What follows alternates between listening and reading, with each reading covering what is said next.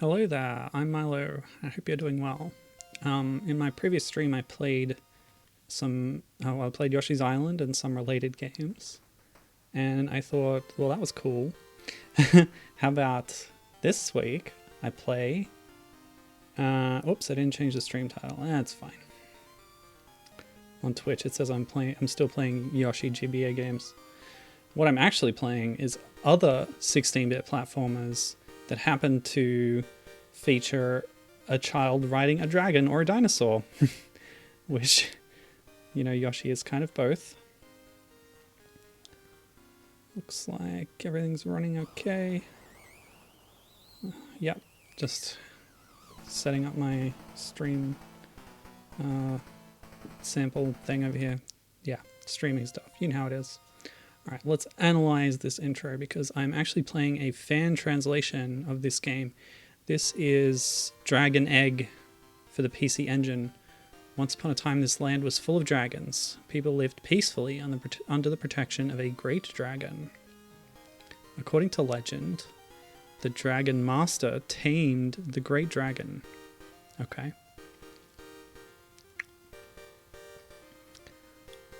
Together they defeated evil and united the kingdom of Konigst. The country flourished under their guidance. Koenig is like the German word for king. But chaos soon returned. It infected the world and the dragons became extinct. Oh no. The era of peace came to an end. You are the last descendant of the Dragon Master. I've been protecting the last dragon egg my whole life. Legend has it that only a dragon master can make it hatch. That's why I'm giving it to you. Who, me? Me, a dragon master? I will lend you my goggles. Nice. Go, Irem, and save Konigst. May the great dragon bless you. Okay, I can do this. So yeah, we're playing as a young girl with a dragon egg. Hey Captain, how's it going? Having a good day? I've been a bit unwell the last few days, so I'm starting the stream a little bit early to carry my post-lunch energy through. Did anyone else notice that the plot of this game is extremely similar to the young adult fantasy novel series Eragon? Yeah, think about that. Also, this predates Yoshi's Island. I'm going to switch it to easy because that gives me... so, like, when you die, you lose certain things, and easy mode sort of reduces the difficulty. That was a really dumb thing to say. Anyway, I'll just start. I don't think I'll probably die anyway, considering I'll be using rewinds on my emulator and stuff like I usually do. Anyway, Ass on Fire is also here in chat. Hey, you back? Yes, I back. Are you back? Looks like it. Good to see you again. Yeah. Love having chatters in chat. Okay, so I tested this a little bit yesterday, and I figured out you can drop down through platforms just by pressing down. It's that simple. So this is a really interesting game where as you progress, your dragon will improve itself. Looks like I started with some money. Oh my gosh, the mole shopkeeper is adorable! Wearing a little monocle. That's amazing. This all feels a little bit Wonderboy-esque, isn't it? Oh, you've been sick too? I'm sorry to hear that, Captain. I hope you feel better soon.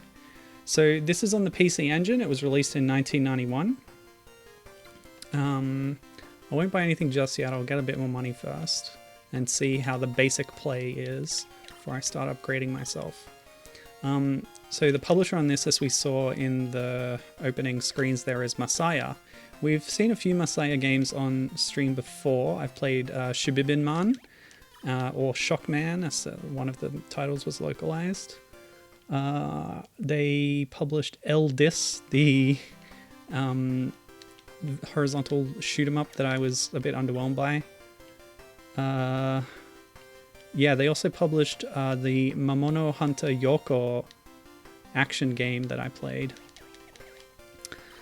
which I think was a Mega Drive one.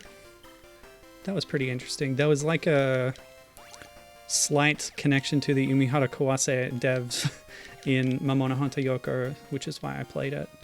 And it was pretty cool. It was kind of a Valis clone, like a lot of stuff was. Oh, hey, look at this. Alright, so I've gotten enough orbs from enemies so that my dragon has hatched from its egg, but it still has not emerged fully. And now instead of smacking enemies with the egg, which seems a bit careless if you ask me, for someone who's supposed to be guarding this precious egg, using it as a melee weapon.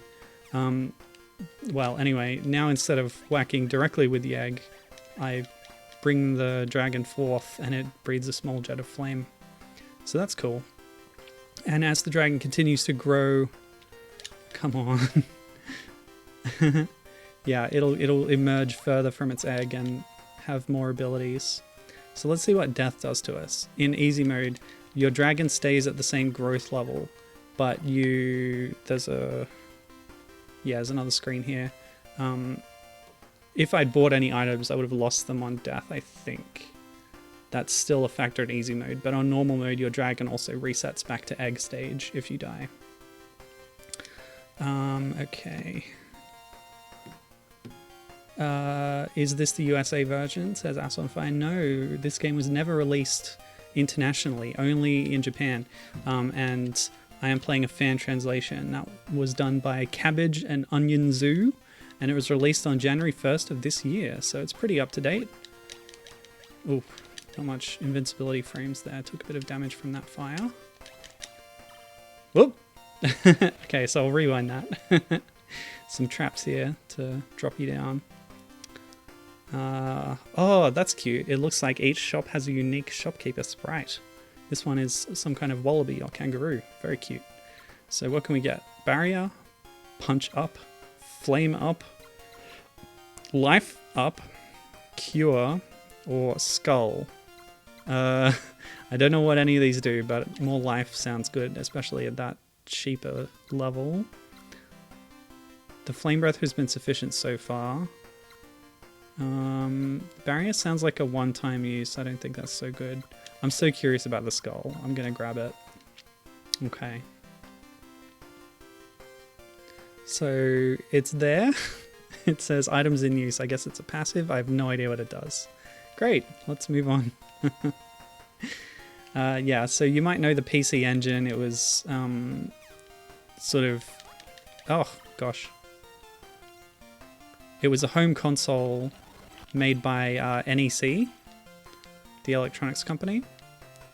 So they were trying to get into the market at this time in the 90s. They did have an international version of the console that was called the... Oh, the name is so dumb. What is it? The TurboGrafx 16. Oh, it's so easy. You have very little invincibility frames, so once you get hit, you can easily take another hit. Oh, we already had a boss fight? Wavy, wavy, wavy screen. Yeah, here it is. It's wait a minute. It kind of looks like, what's his face? What's that Konami one? Rocket Knight Adventures? Sparkster. It looks like Sparkster. And it appears to be holding a boomerang. A boomerang. Ow, what the heck? Gotta be careful here. I don't know how to damage this guy. I guess it's actually a dinosaur. It just has a similar coloration to Sparkster. It's the shopkeeper? No, surely not. Looks like a different kind of critter to me. Looks like a dinosaur. Sharp claws. You know, it could be a kangaroo, sort of. A bit more humanoid in stature. Maybe I have to reflect the projectile back at it. Yeah, so even though there was a local, like an international version of the PC Engine, this game itself was not localized. Until earlier this year by fans. And you can get that translation patch at romhacking.net. I don't get this. Maybe I got to hit it in the back. Oh, maybe the tail. Yeah, there we go. The tail's all bandaged. That's my indicator, which I have overlooked. Oh boy, I should have bought the cure as well when I got the life up. I didn't realize. This is a bit like Super BC Kid, where... Oh, okay. You get blue hearts that improve your overall health, but they don't... Oh, okay. Well, I've got the skull. The cure would be handy, but I might go for the extra heart if I can swing it. So, whoops, nope. I don't care, I'm going to rewind. So now, yes, that's it. Grab this Jemmy Doo and stage clear. Aaron is very cute. Is that not a kangaroo? Asks Captain. Maybe I just saw a boomerang and assumed it was going to be an Aussie animal. Yeah, it might have been like a sort of more monstrous form of a kangaroo. I could see it. Definitely. Have you read Aragon? Do you think I'm right about this plot? Race of dragon riders who will get wiped out, and then there's only one descendant left with one dragon, and they have to fight back. They grow over time with the dragon.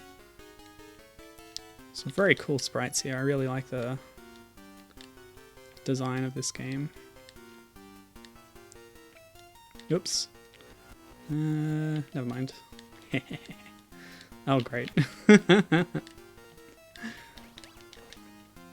also don't want to spend too long on this because I'm going to finish it, but I just don't want it to take too long because there's another one, possibly two games to play after this, and the long play for each one of them takes about half an hour, but I usually play longer than a long play, if you see what I mean. So you've heard of Aragon but haven't read it. That's fine. Yeah, at this point I wouldn't. It's a book for young people. Like, yeah. A lot of people compare it to Star Wars and just in how the plot plays out, but yeah. There was a movie which kind of flopped, so they never made any more. I think the series itself is wrapped up at this point, but there's also, because there was a movie, there was of course a tie-in game for the movie, and the PSP version is the one I would recommend out of all the various versions of the game. They're all different genres. The PSP one happens to be a kind of dragon-based flight sim combat kind of thing, which is pretty interesting. And it's the one where you primarily play as the dragon Saphira rather than the boring, like, Protagakun Aragon, who is like the most bland protagonist. But yeah, playing a whole dragon as a dragon, playing a whole game as the dragon and the lady dragon at that is pretty cool, I think. Kind of a novelty. Now that my dragon here has grown up, Captain is comparing it to Yoshi, and yeah, that's the point of this stream. Apparently it can breathe fire, much like Yoshi in Super Mario World. At times, if you have the red shell Koopa. I guess you could kind of breathe fire in Yoshi's Island if you swallowed the right thing. Or rather, ingested? No, not ingested fully, but taking it into your mouth. Anyway. Yeah, longer play, that's what I do. You've heard of long plays, this is longer than long. Ass on Fire says, this looks like a girl version of Legend of Zelda. Okay. I'm not really sure what you mean by that exactly. Like Zelda 2 maybe? I could see that, and the similarities between Zelda 2 and the Wonderboy games after the first one have been noted, and I'm noticing similarities to Wonderboy here as well a little bit. It's got to be around the same era, yeah. Wonderboy was like late 80s, I believe. This is 1991, which, by the way, I'll remind you, not only predates Yoshi's Island, but it predates Super Mario World itself. So that's cool.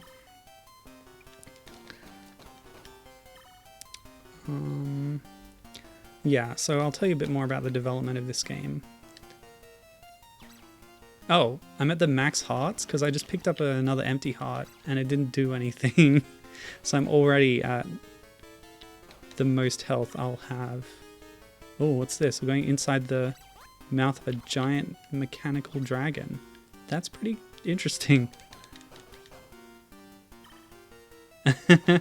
Captain's been playing through all the Zelda games. Is there a place you're doing that? Do you have a YouTube channel or something, Captain? Or are you just doing it for yourself? Because I was just wondering if I could direct people to it. Let's improve our fire breath and our punch. Why not? I'll grab the cure since we have a lot of money. And the barrier. Let's get it all. Oh my gosh. So it's put a cure in my inventory without using it directly. I don't know how to actually select it. But we've gone this psychedelic kind of color with the barrier on. Well, I hope that goes away soon because that's kind of distracting. That's very strange. That whole palette cycling thing, it looks really cool. That's bizarre. Yeah, so Captain was saying, hot take I know, but I'll never play Zelda 2 again. Yeah, I've played it once. Once was more than enough. I think it's an extremely rough game that does not hold up. Okay, back to full health with a cure in reserve. I'm just gonna like save state up there and then backtrack down here because I thought... Oh, okay, so if you go up this one instead of that one, it's just kind of a shortcut. So, load state.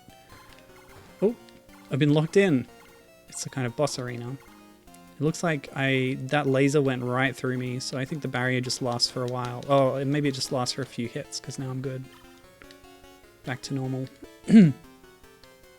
Oh, okay.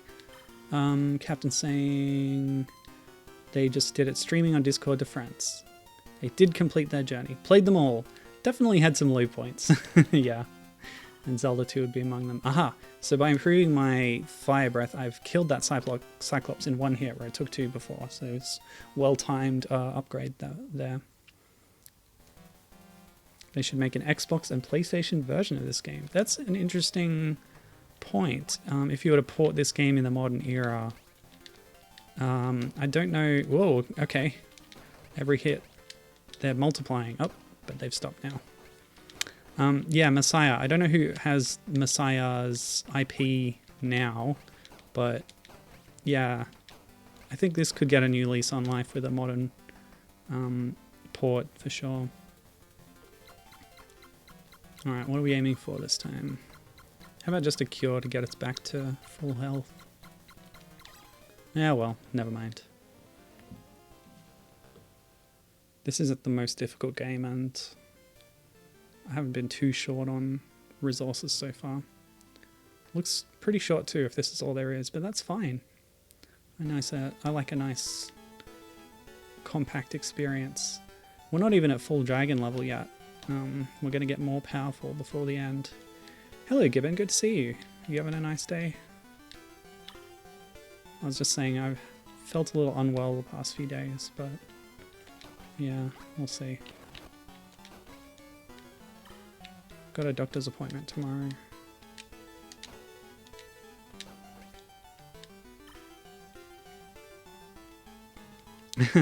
Captain compared the boss there to Metroids. They look a bit like Metroids. Whoops. And yeah, I can see it. Kind of globe head with a brain. Gibbon's doing okay. That's nice.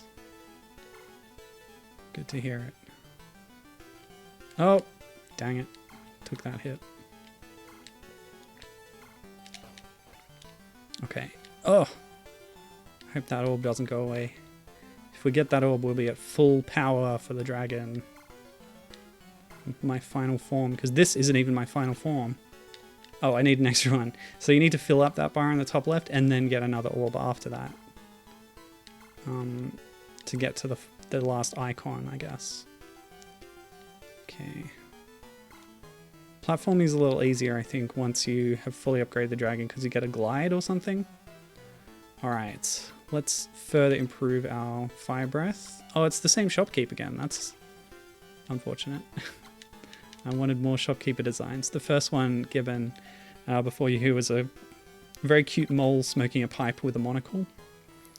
And now we have this cute wallaby character. I was comparing this game to Wonderboy before you arrived. The way it looks, a little bit of the structure as well, it's a bit more linear, but the whole like shopkeepers and stuff, upgrades, felt a little bit Wonderboy. And I was thinking, when was Wonderboy 2? Because that's what this is most evoking for me. So that last Flame Breath upgrade has given me a double shot, arcing upwards. That doesn't help with this ooze on the ground, unfortunately, but... Oh yeah, and I have to... I'm actually going to change something about the controls just for a second. I'm using a DualShock 4, so it's more convenient for me to have select map to the touchpad rather than the share button. It's a lot more comfortable to reach. I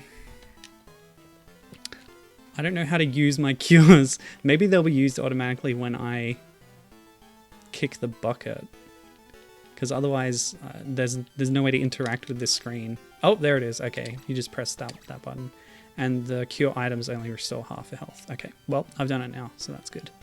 That's all I wanted. I don't have much of an opinion of the Wonderboy series myself. I haven't played them yet. Oh boy, yes, very cool. The only one I have played is Wonderboy 4. Oh, sorry, Monster World 4, Asha in Monster World, or whatever they called the remake. Whoa, okay. So not only do we have triple shot now, it also homes in, apparently. And I have... Whoa, okay, well, that wasn't the best. But using my new improved jump powers, I'll make it back up. Hopefully without too much trouble. So I can sort of slow my fall a bit. Ah. Oh, there we go. Unfortunately, flapping does not give me infinite flight, which of course would break a platformer wide open.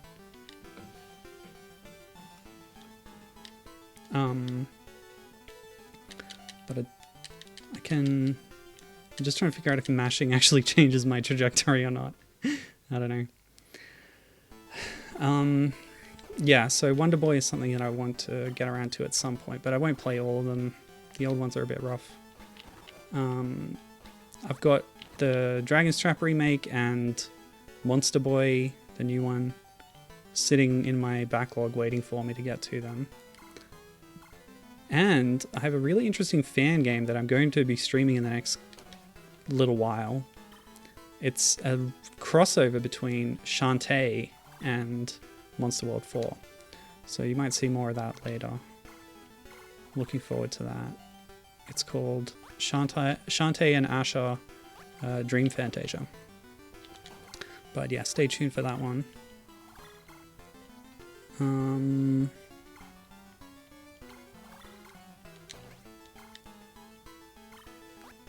Yeah, all I know is that, like, Wonderboy series definitely changes and evolves as it progresses, and it can be a little bit tricky to revisit the older ones.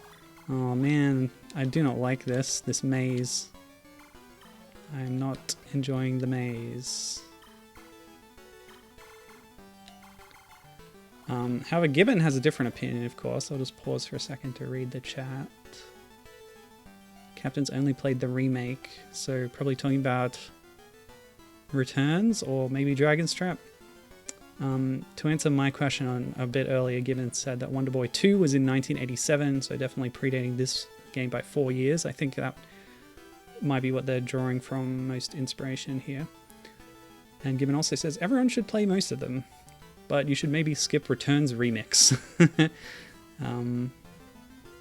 Yeah, Captain's saying that the last Dragon upgrade was quite a big upgrade.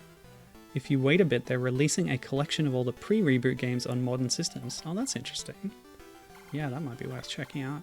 I'm a sucker for a good collection, I tell you what. Yeah, to address Gibbon's comment about Returns remix. Well, there's a huge, like, complicated situation with the Wonderboy series. I'm glad I found the exit in that maze, by the way. Where, like, the series continued, but Sega had the name of it, and then, like, companies did ports and then made their own installments. There's now, like... Okay, that was really easy with my upgraded dragon. Gonna try and grab the cure again, or maybe a 1-up. We'll see. It's a bit hard to... Ugh, not again. I gotta reverse that. Go! Hey! That's exactly what I wanted. Yeah, so some holding company got a hold of the rights and sort of remade the first game, and that's Wonderboy. Okay, sorry, I'll correct myself. They made a sort of direct sequel to the first game called Wonderboy Returns that expands on it, has a fun new art style and stuff. And then what they inexplicably did was put out Wonderboy Returns Remix, which is a straight remake of the original game without the new elements that they added, even though it's in the same engine and art style. It's very bizarre, and that's why Gibbon recommends against playing Returns Remix, but does recommend Returns itself. First try, yeah, went very quickly too. I think the hitbox of Irem is high enough that, like, those Hornet sting projectiles don't actually hit me because they're passing through the dragon sprite and not hitting my hitbox. So that was a fun little set piece on the raft there. Didn't last very long. And we're already at another boss fight. Oh my gosh, okay. They're kind of running out of steam, I guess, this late in the game. Yeah. And yeah, with all these boss fights, you got to move out of the way as soon as they start because they get a cheap shot in at you. Speaking of cheap shots, let's start spamming my homing fireballs, shall we, to destroy the Mudman.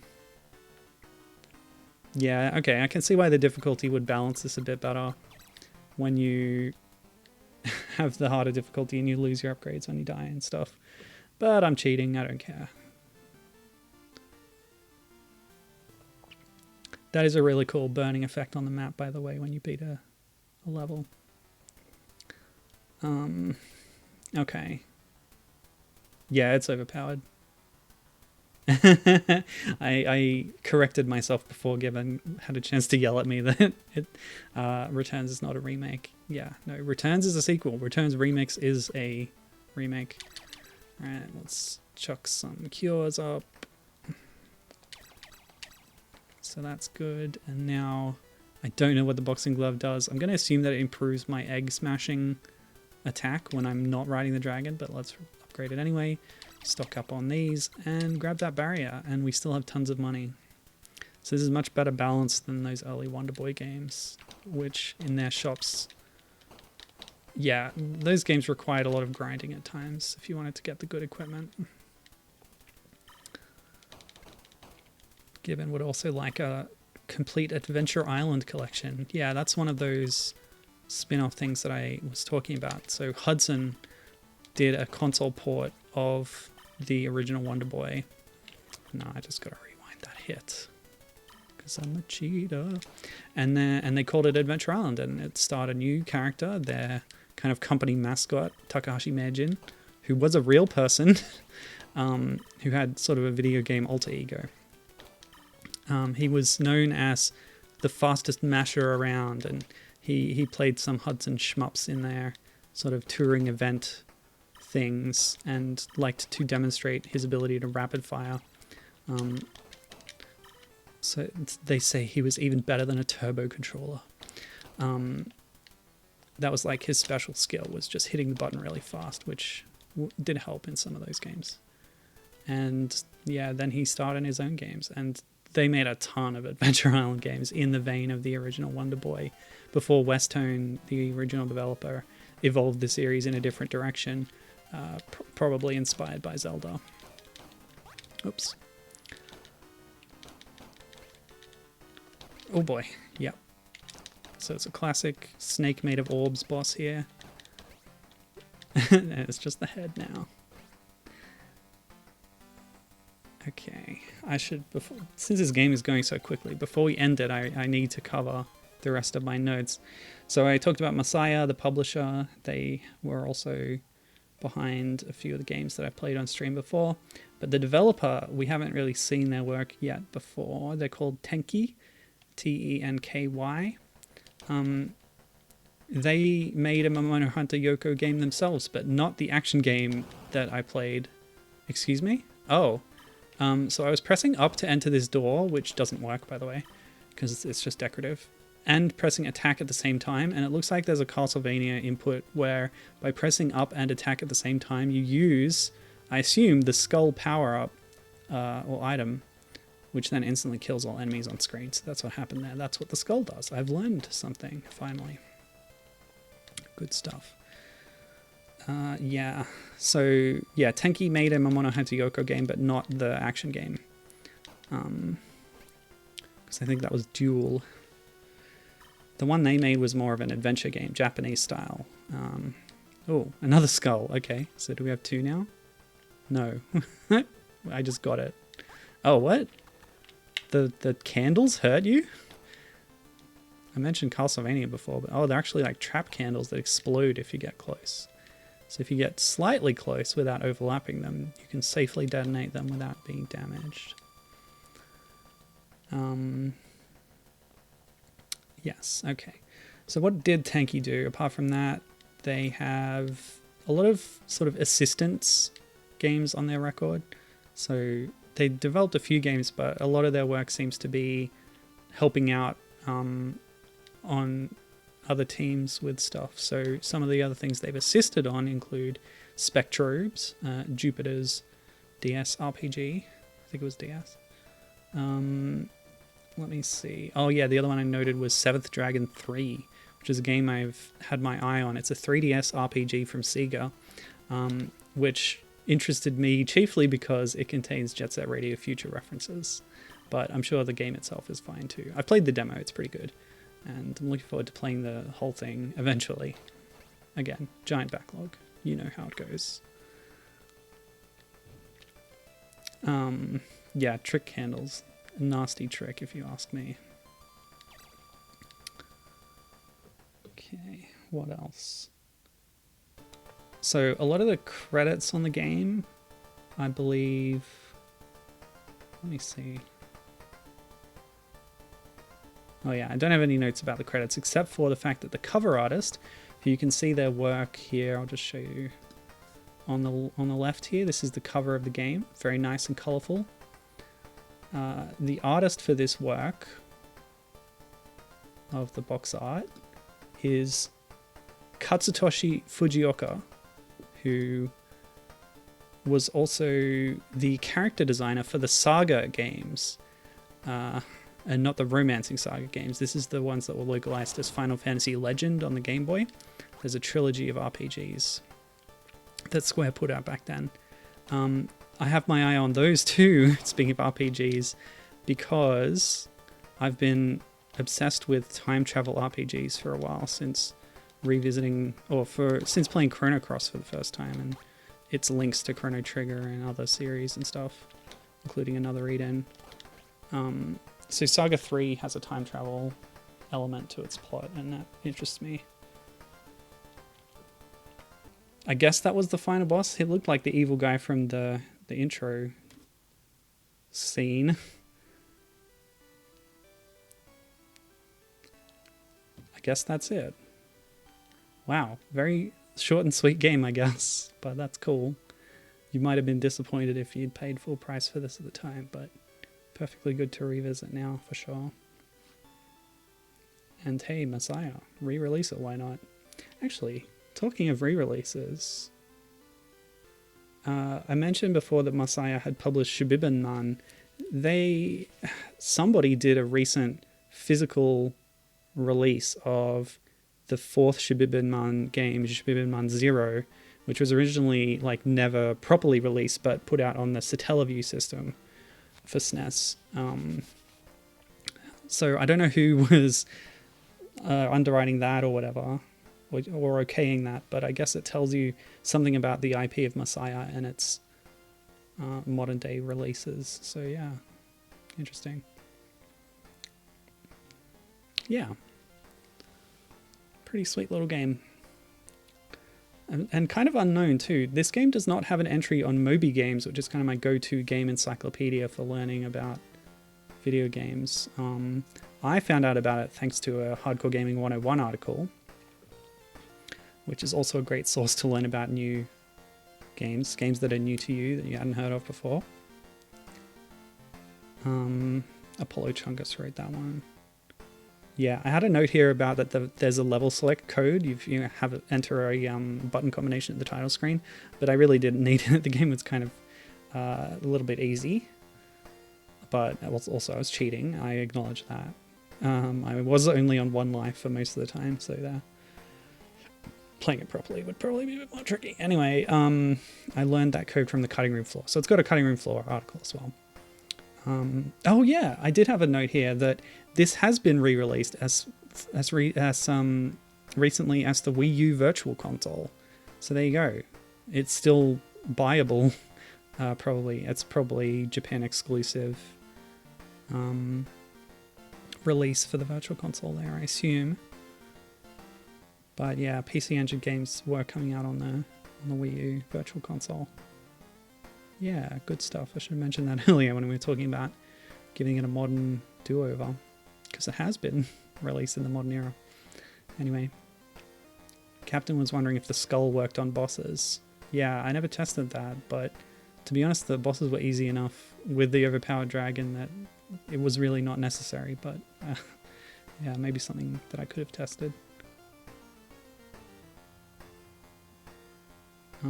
Yeah, that's all my notes. So as soon as these credits are over, we can move on to something else.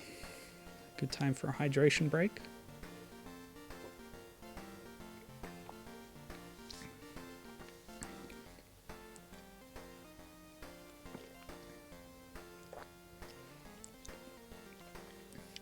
What a cheery little game. The Gill Man, that was a nice enemy.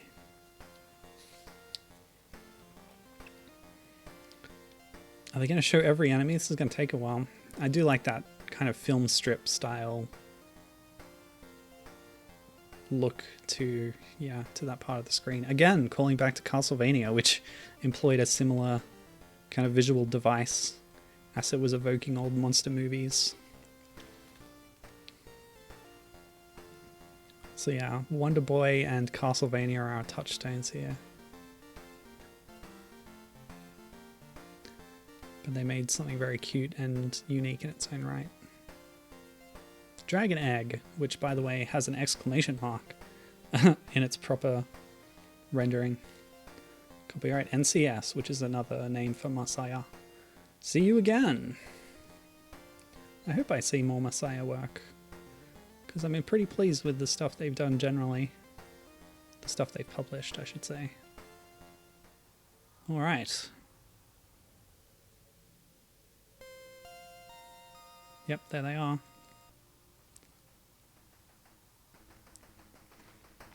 And yeah, it wasn't much of a story, but there you go. That was Dragon Egg. So now we have plenty of time for the next game on the docket. This is one I've actually played on stream before. I'll just capture the window. Make sure it's looking all good. How does that look? Yeah. The SNES image is a little bit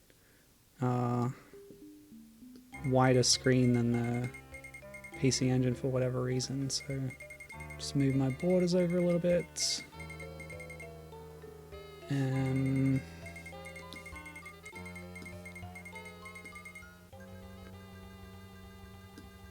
Sorry, I'll reset this so I can absorb this a bit better. But this is a game I've played before, Dino City. I played part of it on a previous stream about anachronistic dinosaur games.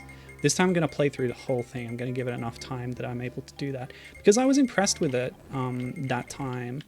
And yeah, I wanted to give it a full playthrough. This is a 1992 game on the SNES. I'll tell you more about it as we go, but let's watch this intro. Jamie, is it okay to enter the lab? Timmy, no problem. We just want to see the video. Yep. Besides, the TV screen here is so much better. Indeed. Gibbons asking if I watched the film yet. I did. I watched the film this morning. So this is based on a film, a made-for-TV film, or perhaps they put it out on TV because they couldn't secure a cinema release. It did get theater showings in certain countries, but not the US. Timmy entered the TV world when he touched his dad's science device. Amazing. That's pretty much the detail that the film goes into too. It's very vague on the science. Smart Egg Pictures. Yeah, that's the creators of the movie. So Irem made the game. This is a Japanese company that we will know for Ninja Baseball Batman, classic beat 'em up, and the R-Type series of shoot 'em ups. I know them in terms of this stream for their work on The Guardian Legend, or Gardic Gaiden, the NES kind of action shmup hybrid thing, as well as Rocky Rodent, one of the few games where the main character attacks using their hair. I know this because I did the research, and it's Rocky Rodent, it's Shantae, and Kabuki Quantum Fighter. There's a few other minor examples. That's going to form the basis of another stream. I'm going to do it at some point. Yes. Okay. Not the science device. I want to know about if anyone else has seen the film as well in chat, because it's bad. Like, I watched it this morning. It's terrible. It's really, really rough. Clearly trying to capitalize on the Teenage Mutant Ninja Turtles craze as well as the dinosaur craze, which were both ongoing at the time. The poster for the movie even says, like, move over turtles or whatever. It directly references the turtles, which signposts how much of a ripoff it is. I think even in the movie, after a fight, the dinosaur characters go, oh yeah, we knocked them over like turtles. And like, okay, I see what you're doing and I don't like it. Anyway. Excuse me, I have to press start in a menu. I hate that. Oh, this is cute. Play. Oh, they're all bopping along. That's beautiful. Yeah, so if you've watched all my streams, you'll have seen this before, but I'm going to play through the whole thing today. This is a game, again, it predates Yoshi's Island, and it's around the same time as Super Mario World, but it's basically like you pick one of these two kids and riding their dinosaur pal. Exit. And it's just beautiful. It looks a lot better than the movie, that's for sure. I will say, one thing I liked about the movie was the puppetry, the creature costumes, possibly because it reminded me of Super Mario Brothers, the movie.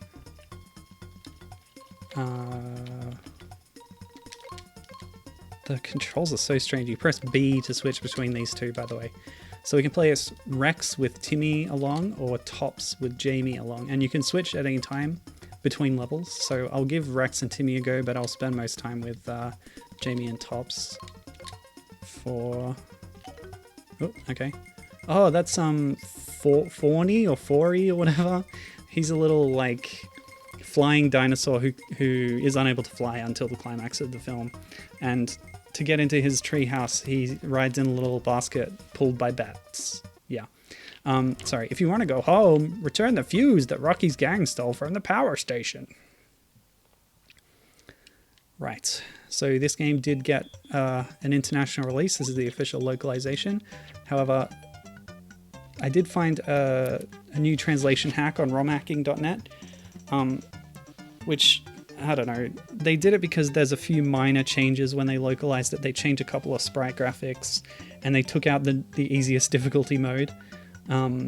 So the translation sort of restores those things from the Japanese version, as well as a new translation, which I don't know if that was necessary, but anyway, whatever, it's fine. What the heck? This guy's not very powerful or fast. So these caveman characters are like Rocky's gang. Rocky is called a Neanderthal in the film. This is like a... I should explain. Okay. So this is based on a made-for-TV movie.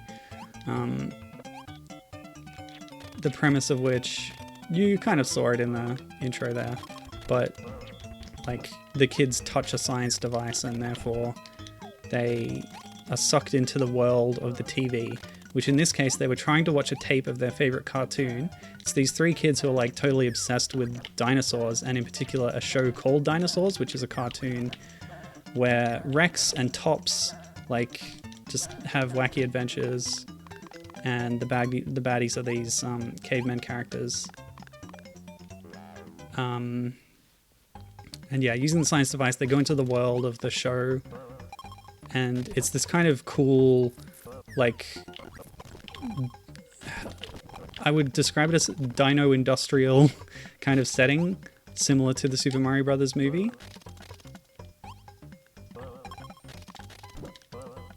Where there's dinosaurs and technology, weird technology, and they live alongside cavemen. Oh boy. Sorry, there'll be a lot of rewinding here, because it's kind of difficult. The difficulty setting that I mentioned that's exclusive to the Japanese version gives you 5 hearts by default instead of 3, as well as infinite continues, I believe. Ow. But like knocking them over just knocks them into you. This is really rough, the combat and stuff. But we can bop on enemies too, so that helps. I shouldn't rely on the punch really, it's very underpowered, I feel. Anyway, we saw in the demo that you can actually hop off Rex. I don't know how to do it. There, by hitting R. So he'll go into a dormant state, and then Jamie, or what is it, Timmy can run around by himself. 2 doors. I must go in the upper door, because I think this is Super Mario Land 2, right?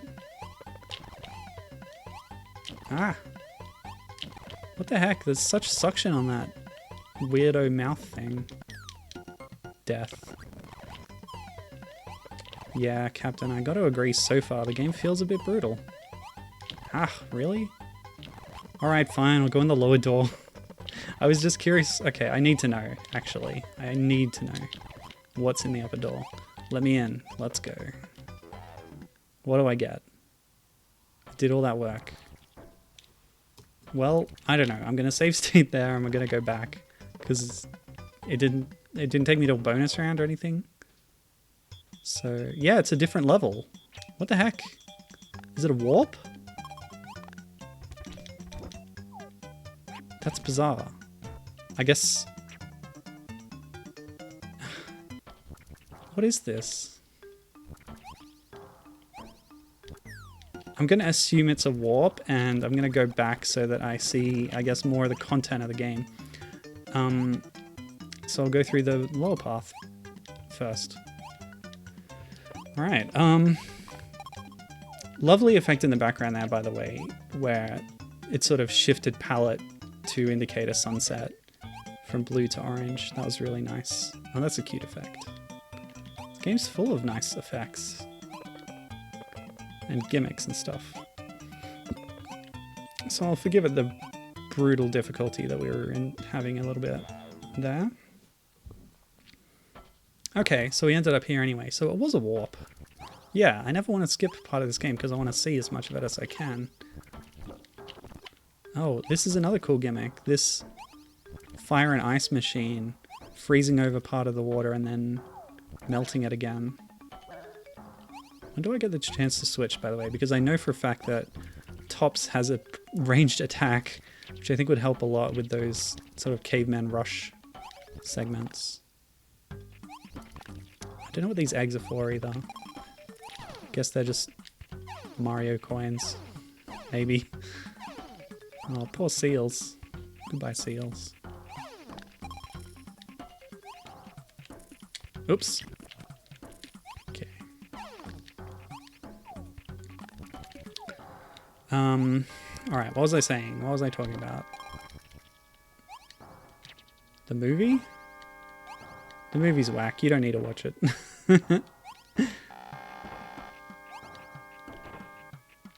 It's actually hard to find a good version of it. I just found like a rip on YouTube, but it was like a pretty dodgy VHS rip and the quality was terrible.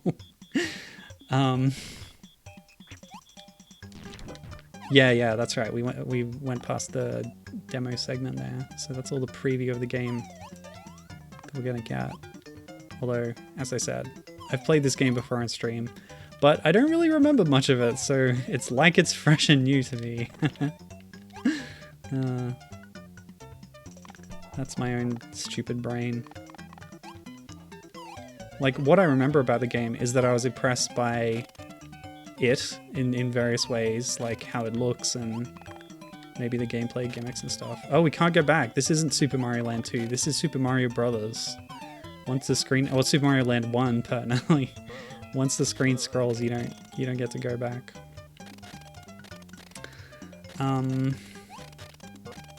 Yeah, so I don't remember the game, so it's like I'm experiencing it for the first time. That's fine. Okay.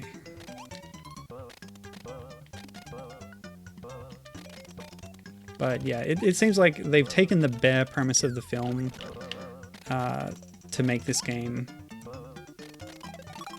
It's not really a direct adaptation.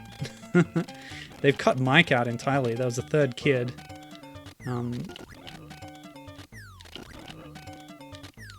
I think if you wanted to adapt the movie more directly, it would be more of a beat 'em up, like the Teenage Mutant Ninja Turtle games, appropriately enough. Because there's a lot of like kung fu fight scenes in the film where they're just beating up these cavemen gangsters, which makes it sound cooler than it is, by the way. I guess the fight choreography is kind of fun for people in giant rubber costumes. There are problems with the costumes, like Tops, who is a Protoceratops and has a big crest on his head. It's clearly made of some light kind of rubber, because it bends and wobbles all the time as he fights. So, not very rigid. What the heck, dude? It's so hard to avoid these bits.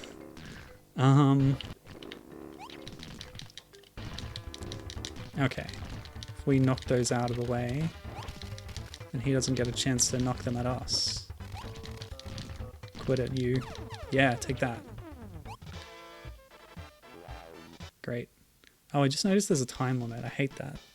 Games with time limits can rethink their life choices, I think. Yeah, the hurt box on those bits of rock was a bit too big, eh? So I'll mention here the fact that if you look on the cover art for this game, it's extremely cute. I love this cover art so much. I should have looked up who drew it, but it's adorable. This is not what the movie looks like at all. The movie, I mentioned Teenage Mutant Ninja Turtles and Super Mario Brothers. If you think about that with the kind of creature costumes, it's like that. It's really grungy. In this, Jamie and Timmy look to be quite similar ages, but Jamie is quite a bit older. I would say some kind of teenager at some stage. When do I get to... I thought I got the chance to switch my character. I read that you could. If I could figure out how, I want to switch over to Jamie and Tops.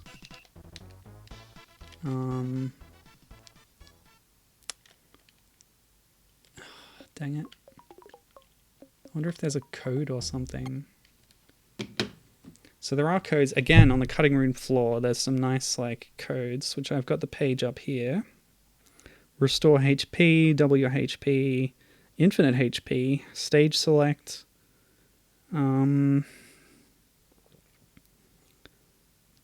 I do have a level select, which allows you to change your team, so I'll do that. I might... To replicate the normal difficulty level from the Japanese version, I'm also going to use the cheat to double my health, which would take it to 6 instead of 5, but it's the best I can do. At the title screen. So I'll return to the title screen, I'll use the infinite cheat, health cheat, and then I'll use the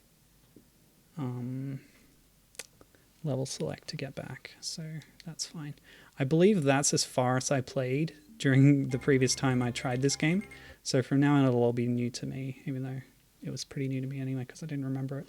Alright, need a button code here. So X and up, left, A and left, R and right, Y and left, Y and right, select and down. It went ding, so that worked. Okay, so we have double HP. Now, during the game, so I'll start the game, which will enable me to pick tops anyway. But now I'll go with the level select, press start, and then R and A and press select. That didn't work. Yep, it still didn't work. What's wrong?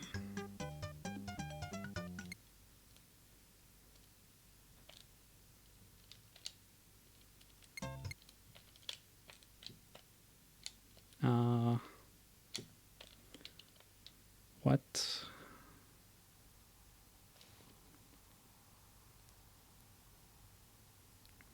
I don't get it.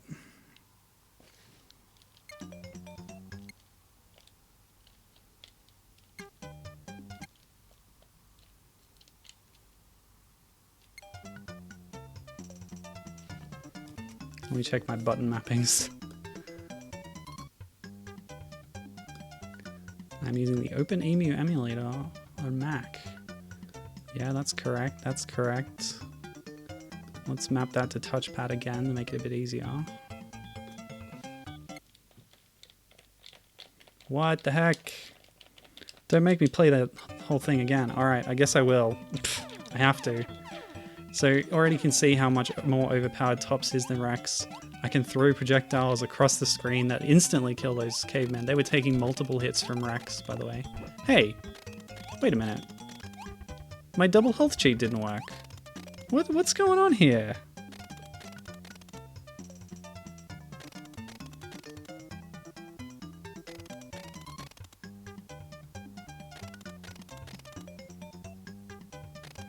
I'm very offended by this.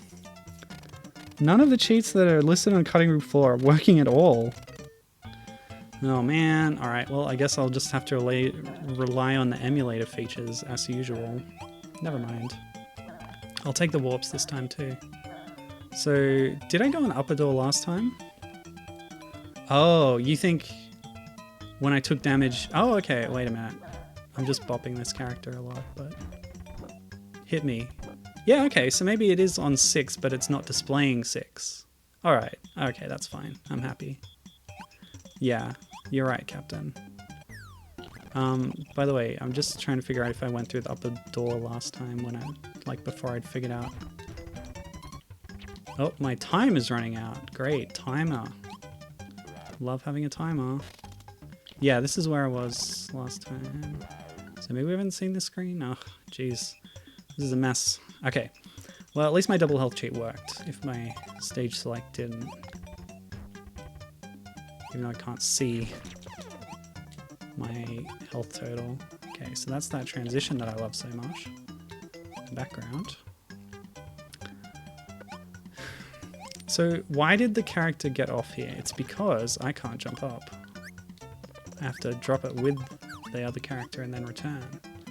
That's a cute little mechanic. I wonder how much that'll be used. By the way, the child characters riding on the dinosaurs, that never happens in the movie.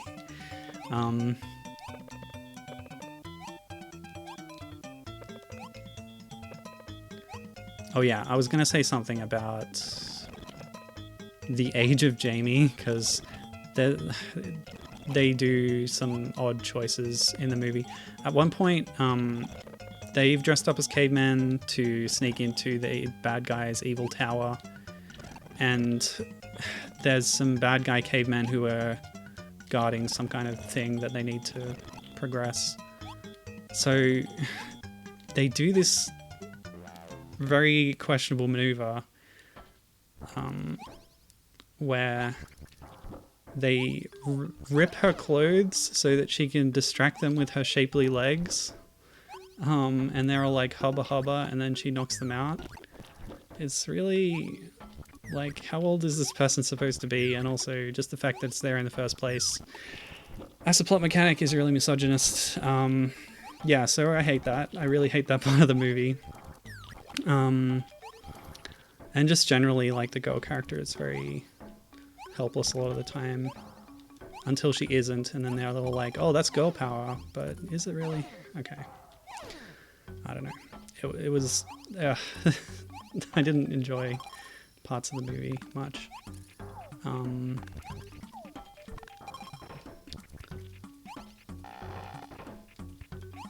But yeah, just the character design in this game reminds me of that because of how different it is from the movie. Tops is quite a different color. Oh wow, I've actually found a bonus stage. So some of the warps are warps, but some of them are bonus stages. I don't know what's going on in this game, but that's fine. It's really cute. I really want to know what happens when you get to 100 eggs. Maybe it's 50.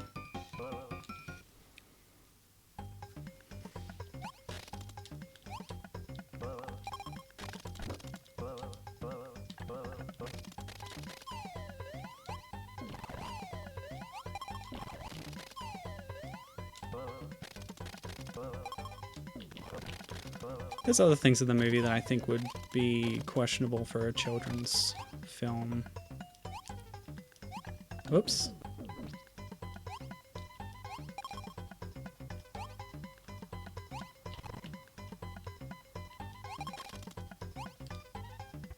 Bop. Oh my gosh.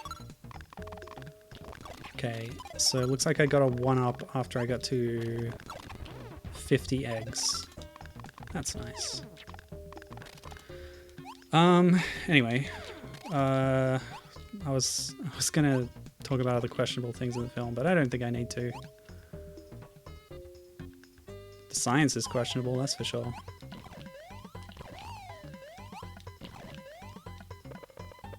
Never mind. Wait a minute, I already did the screen that went to.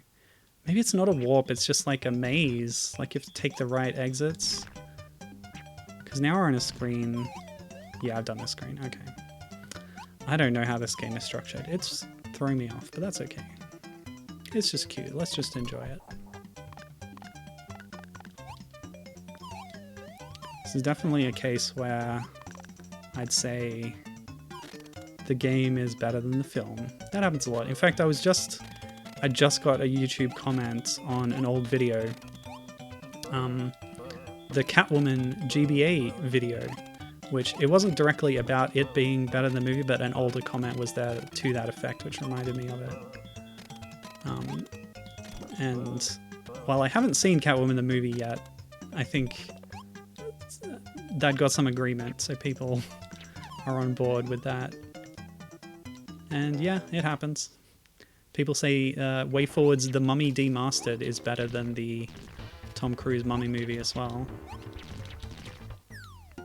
Nuts. Oh, I see the boss has a health bar. Yeah, okay. So we can damage the boss with the shrapnel as well as our attacks directly. Oh, that was cool. Yeah, nice. Very little in the game so far, I would say, reflects events of the movie, by the way. Yeah, I agree with you there, Captain. The sucking of those dinos needs to be reworked. Those kind of dino heads sticking onto the screen that sucked you in. That was, yeah. That mechanic needed to be tuned a bit better, I think. Oops. Whoa, boy. The fact that you're a dinosaur beating up cavemen, I guess that's something from the film, sure. The two kids are depicted quite differently, but I guess they exist and their names are right, although one thing I noticed when looking at the fan translation that I mentioned, it takes some liberties with the script, including the character names, although having said that, it could be that they just have different names in the Japanese version. That's something I didn't consider until now. Because they're named, what are they named? Toby and Char? But yeah, that could just be that they were changed in the Japanese version of the film, which exists. The film got a Japanese release. It got a European release. I actually read on the sort of Wikipedia article for the film that it was a US/UK/Italy co-production. So a lot of people involved there. Probably a few production companies getting their fingers into it. Am I writing a stapler? What's this? Okay. We have to escort the stapler. That's interesting. Hello? Can I do a butt stomp? There's no butt stomp mechanic. What now? That's a death. Can I just go on then, I guess? Yeah. Okay. Find another stapler. So that staple's bust. I don't know why it looks like a stapler. Some kind of prehistoric techno jet ski. Huh. Okay, well, I'm up here now.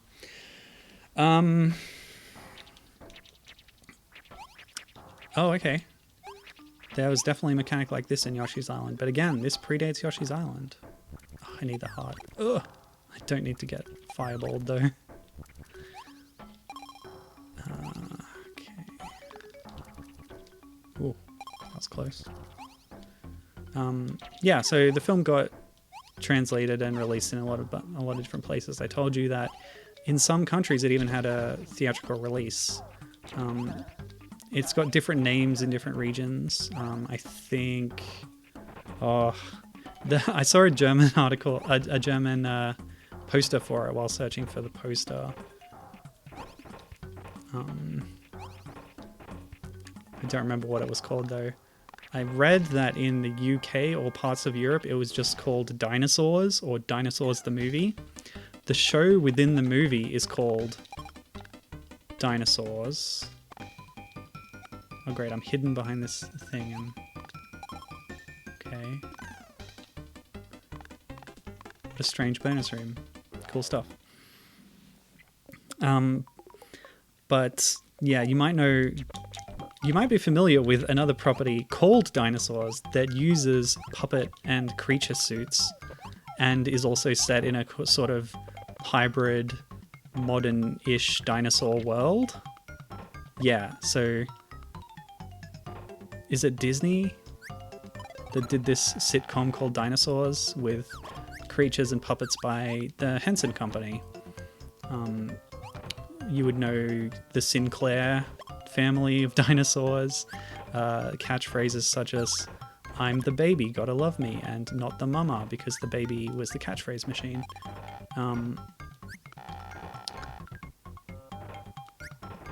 It was kind of a, I guess you could call it a parody of sitcoms, maybe. Just the fact that they're in dinosaur suits was like the offbeat element. I haven't seen the show, but I did have stickers of it as a kid. Fun fact. Captain says they love that show. That's cool. I should probably watch it at some point. But yeah, I don't know what the background is on this movie versus that show, but they have very similar names and use similar techniques and themes. Anyway, moving on. Did I mention the name of the film? In the US, it was called Adventures in Dinosaur City. The Japanese title, which relevant to this game, which was developed in Japan, is Koryu... No, well, first of all, it's Dino Wars, Kyoryu Okoku e no Daiboken, which means Adventure to the Dinosaur Kingdom. And I checked, by the way, in Japanese, the setting of Super Mario World is in fact Dinosaur Land, not Dinosaur Kingdom. Or Kyoryu Rando is the Japanese version of Dinosaur Land. And Kyoryu does mean dinosaur, by the way, if you're wondering. Oh, I missed some chat here. Captain said, those guys in the ice remind me of the skeleton at the bottom of the Zelda Game & Watch, which is a cool reference. I was referencing the Shy Guys who poke their spears through the platforms in Yoshi's Island. But yeah, the Zelda Game & Watch, not to be confused with the Legend of Zelda Game & Watch, which is a new product that has ROMs of Zelda 1, 2, and Link's Awakening GB contained on it. A very odd little product. Yeah, like the original Zelda Game & Watch that is a unique adventure. From a side-on perspective, Link has his famous tomahawk, which he uses to fight off, 8 dragons? There's a moblin, there's a skeleton, and yeah, you can't attack the skeleton, but it sits beneath the platform that you're on and attacks you from below. So yes, good pull there. Of course, Captain very familiar with a lot of obscure Zelda stuff at this point, I'm sure. They claim to have played every Zelda game now. I think it's impossible to play every one of them. There's a lot. But they certainly had a good go at it. I've seen them posting pictures of their collection, and yeah, some really cool obscure stuff in there. Well done on your collection, to be sure.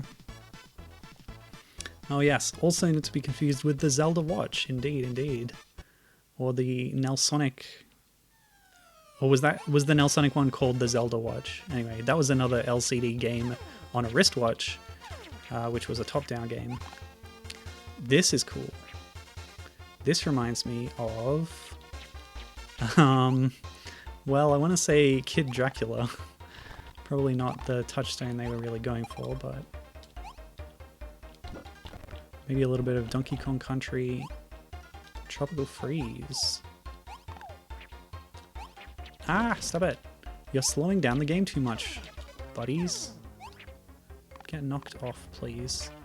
Man, I can't get over how much more powerful Tops is than Rex. It's incredible. This projectile is just so much more versatile and can actually kill enemies in one hit. Where am I? Oh wow, I fell so far.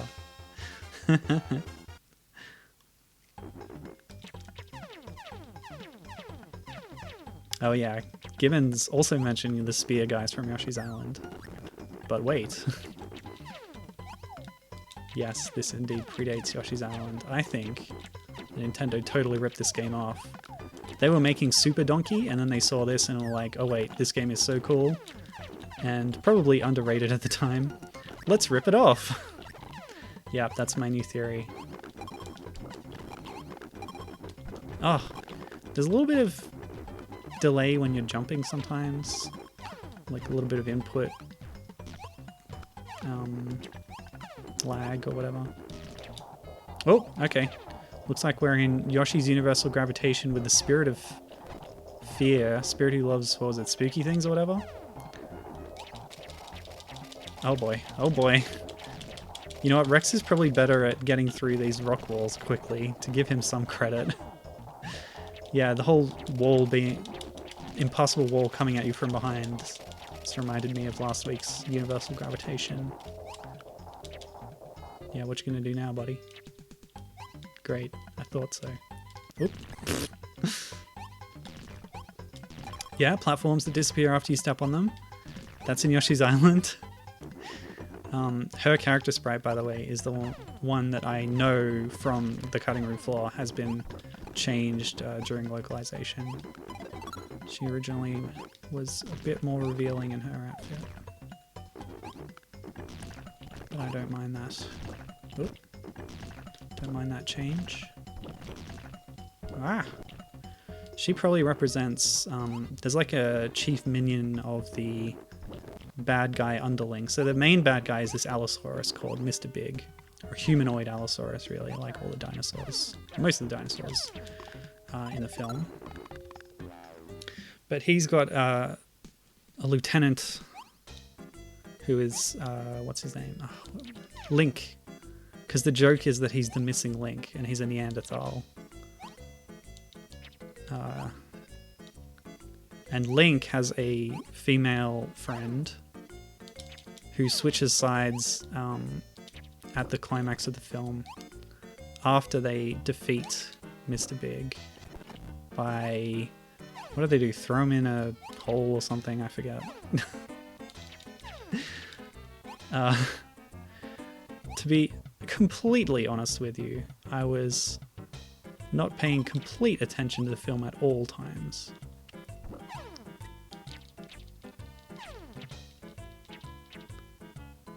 There were a lot of like fight scenes that were just a bunch of punching and stuff. and my attention wandered. The rotating circle platform, that's straight out of Yoshi's Island too. I can't believe how they got away with all this blatant rip-offery. Which is a word, by the way, that I made up. Whoa! I tried to do a little maneuver to grab that heart, I didn't quite make it. The separation mechanic is interesting in theory. They don't use it too much in the game. But it's cool that you can just do it at any time if you feel you need to. What the heck is this? Okay, there is an end to them. I'm at only 3 health out of my possible 6. Can Jamie defeat baddies? Yeah, she can bop on them. It takes a few more bops. Or maybe it takes infinite bops. Okay, maybe she can't defeat enemies. Does she have an attack? She does! What is that? This might be a reference to, like, the remote control thing from the film. It is! Look at that! I froze that guy. Okay. So Timmy in the film, his parents are the scientists who own the science device that they touched, which transported them to the cartoon world, which is not animated when they're in it, because, I don't know, whatever.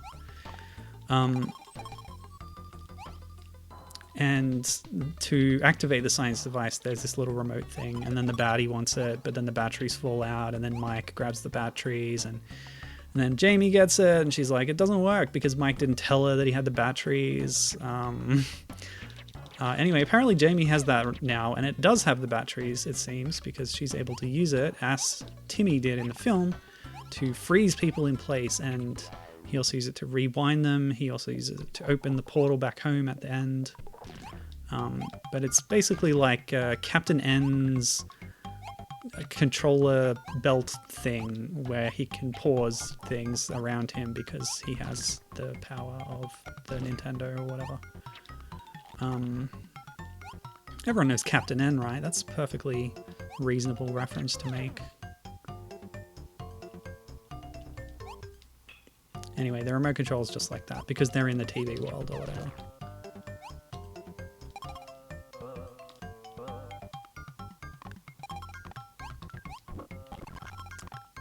Yeah, Captain did not expect that. The freezing. Yeah. Well, if you'd seen the film, you would have been prepared. I guess. Do not watch the film. I cannot stress this enough. By all means, play this game.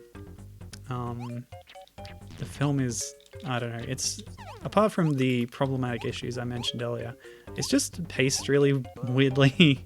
Like, it's quite slow at times. The script. I was talking about the highlight being the creature suits and the puppets. The script is definitely not the highlight. Oh man. Timing on this is a bit... Okay, cool.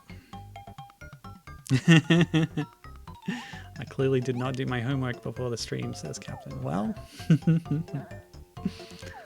you should have known that I was playing this somehow. I think I didn't mention it by name last week. I don't think I did. Anyway. I watched the film, so you don't have to. What the heck? Is this like one of the bats from the film? They didn't look like this. Oh my gosh, what the heck? That's really gross. What are these projectiles, by the way? I think Mr. Big at one point has some kind of like throwing stars that look a little bit like this. Tops definitely doesn't use these in the film. He's a brawler just like Rex. They're pretty much the same character, by the way. No difference in behavior despite one being a carnivore and one being a herbivore. They say at one point that they're going to throw... The baddies are like going to throw the kids to the meat eaters or something. I feel like that was a line in the film.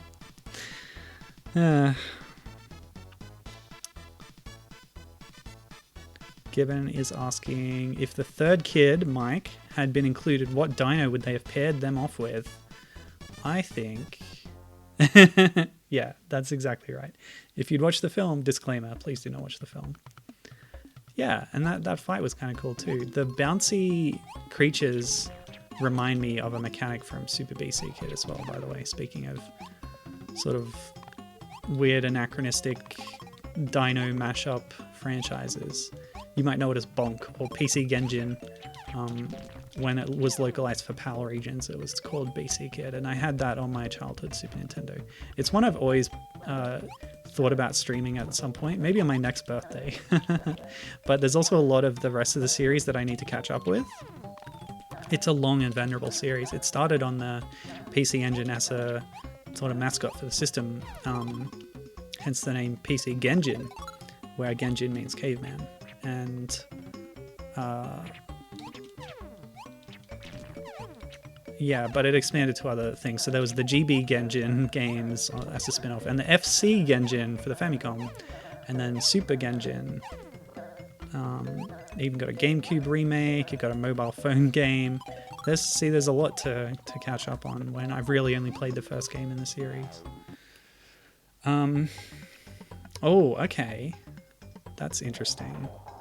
Sorry, to address Gibbon's earlier question, if Mike had been in the game, I guess the only other dinosaur left to pair him off with would be the flying guy, Fawny, or whatever his name was. The kind of wisecracking... Oh, okay. So that's not a danger to me since it gets pushed by this other block. And if I leave it, I can then climb up here. If I didn't leave it, I don't know what I was supposed to do to continue. I think I would have just been stuck. Yeah, Fawny's too small to ride on though. So what else could they have done? You meet Rex's dad late in the film. He was supposedly a traitor to Saw City, but it turns out that he was brainwashed by some kind of drug potion. So he's absolved of his guilt then, and was able to reconcile with his son before then sacrificing himself to blow up the tower in what was admittedly a pretty cool miniature explosion, by which I mean they exploded a miniature model. It was quite a large explosion actually for the screen. So yeah, Mike could have ridden on that guy, maybe. Oh. What? Oh. That's a mechanic that I hadn't used last time because there was a gap on the side that I dropped past to those things through. But if you're in kid form, standing on the back of tops, you defeat them instead of hopping off them. That's odd, but okay. I now understand this mechanic. However far we are through the game.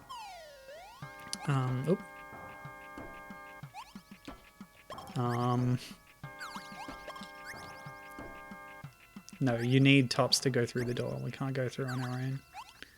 But that's okay, the platform respawned. Let's see, what else? They could have invented a new dinosaur. They've changed enough about the movie at this point that I wouldn't have minded them including another Dino Pal to help out. What else could they have done?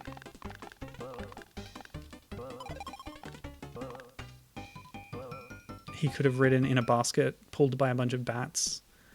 Oh, it's another rotating platform. This one looks a bit more like the Resna platforms. Well, it's similar to the other one, but the configuration of 4 platforms in the middle looks like Resna from Super Mario World. Man, the slowdown. There are too many sprites happening here for its own good. Oh.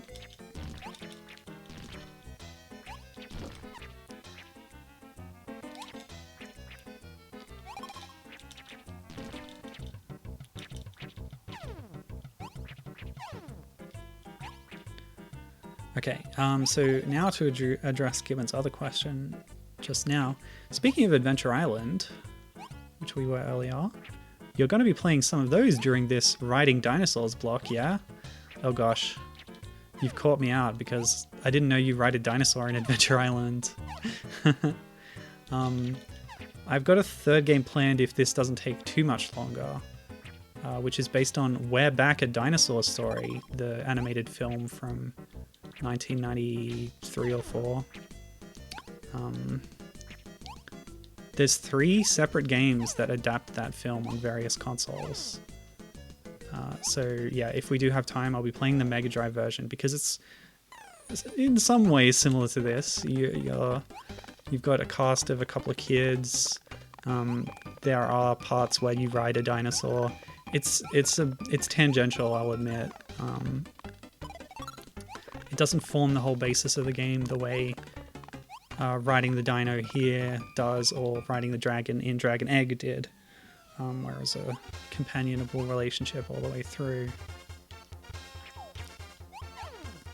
But yeah, I'd like to know more about this mechanic in Adventure Island if you would care to explain. Is it a power-up the way that riding on the skateboard was in the first game? This is what I would assume when you mention that in connection with Adventure Island.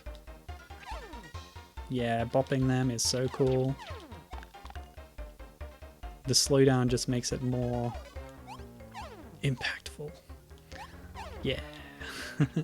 Danger. Okay, now I know what this reminds me of. It's Rockman.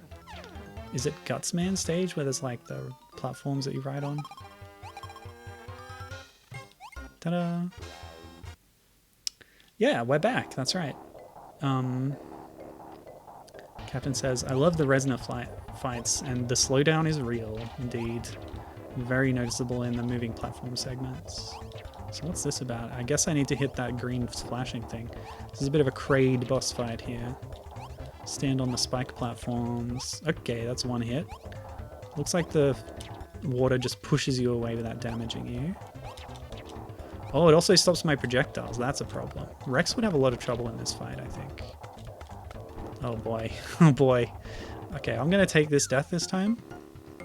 See what it does to me. 9 lives, 40 eggs. Okay, I kept all that. I even reset the timer. Oh, you know what I can do? Is this. Whoops. Oh, it doesn't damage. Okay, that's fine. Looks like the little remote projectile thing only freezes enemies. It won't damage this boss. Nah, stupid water. Go away. Ah, this is really rough. Stop. Stop. Stuck. There's a real hard time limit on this boss fight. Can I actually get into a safe spot here though? I can stun lock it like this. Yeah, okay, that worked. Cool, cool, cool. Gibbon now has the We're Back song stuck in her head. Well, I don't know that. I watched Adventures in Dinosaur City. I did not watch We're Back. Some may say that I made a poor choice with the way I did that, but this is the game I wanted to prioritize, so I watched that movie for that reason. And I don't think I regret that, because this game is really cool. But yeah, as far as the dinosaurs in Adventure Island go, Gibbon is telling me... I'll take the death so I can get my health back. Gibbon is telling me that dinosaurs are the animal buddies in that game, starting in the second game on, but only in the NES ones. Huh. So how many are there on NES then?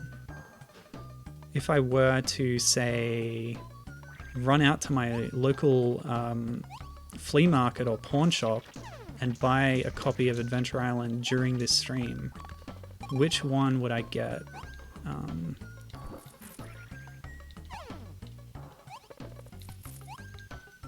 Although I did say that I'd be playing 16-bit platformers where you're riding a dinosaur or a dragon, didn't I? I did say that because this is a follow-up to the Yoshi's Island stream, which was a 16-bit game. Oh, now I'm wondering if there's any Yoshi's Island bootlegs. Remember all those Donkey Kong Country bootlegs I played? They were great. That was a really fun stream. And a few streams, not just one. And yeah, like Yoshi's Island was pretty popular, right? It'd be difficult to replicate the gameplay, but they didn't always try with bootlegs. Sometimes they're just very basic platformers with the theme of whatever game they're bootlegging. So Gibbon says Adventure Island 2, 3, and 4. Wow. 2 and 3 are more Mario style, but 4 is a bit of a Metroidvania. That sounds interesting. Okay. Wow. I do like a good Metroidvania. Although old, like, 8-bit games that are described as Metroidvanias these days often, I don't know, like, they hadn't figured out how to do that genre, like, really well yet, I feel like. So, for example, Castlevania 2, most pertinently. Ah.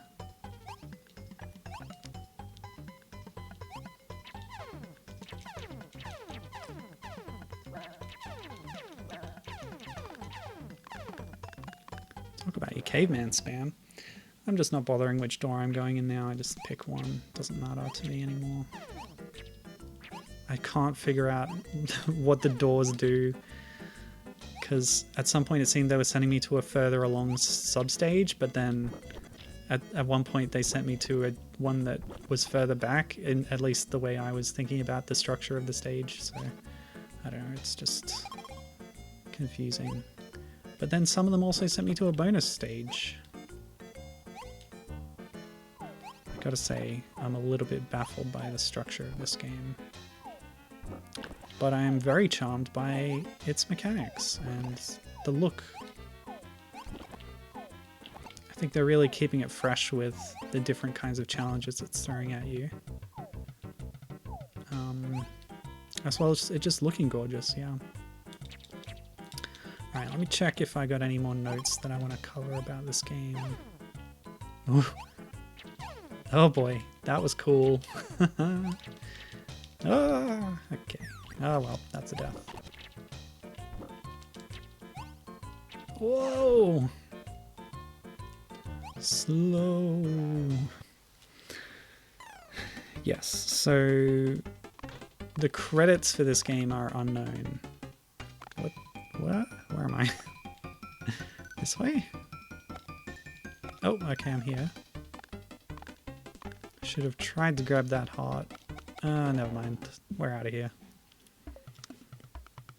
So there is a staff roll when you beat the game, but a lot of the names in the list are pseudonyms, and they were all or mostly unlinked on Moby Games. So Moby Games has a listing for this game as well as a listing of the credits of who was involved, but it only replicates the code names that were in the credits, not the actual names of the people who really did it. So that's troublesome. And it makes it harder to link them to other games that they developed too. But Irem, if you didn't know, by the way, I'm just going to cover this now because I should have mentioned it earlier. There are... Oh wait, I did. Yeah, I've talked about what Irem did. Never mind. I've talked about the most important game, Ninja Baseball Batman, so that's all I care about. Go! Please. You know what? Never mind. Whoa. Okay. Yeah, definitely, Captain. I agree with you when you say, I kind of wish the game took advantage of the kid separation mechanic more. Absolutely. Like, it's there, but it's just there. It's not being used, relied on in any interesting way. Oh my gosh, this spam. This is the flea men from Castlevania. That's what this is. And there are too many again for the game to handle well. And for me to handle well. This is just crazy. I wish I had that skull from Dragon Egg right now. Wipe them all out. Whoop! Okay, well... Ow. Let's just move on. No, let me move on. Get me the heck out of here. Woof. Oh, cool. It's a falling type minigame. Yoshi's Island had some of these too. I can't believe how often I'm making comparisons to Yoshi's Island when this predates it again. Worth stressing over and over that as many similarities as we notice, it's all the other way around, you know. Yoshi's Island is the famous one, but this is the earlier one. Okay, this is cool. So there's a scene in like a swamp that's also a graveyard or something, where like Mike falls in the water and he's like, no, I'm scared of water. But at the end of the scene, there's a big aquatic long-necked dinosaur that pokes up out of the swamp and is like, roar, and they're all like, oh no, run away. And that's how the scene ends. And that's what that reminds me of. Similar design to that critter.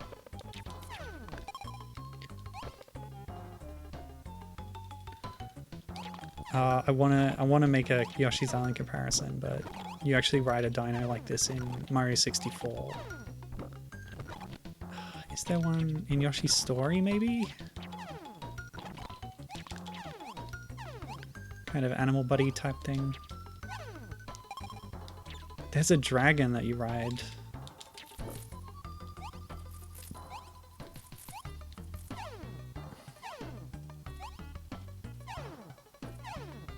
Speedrun tactic. Whoops. You can skip the head if you just bop on over those birds.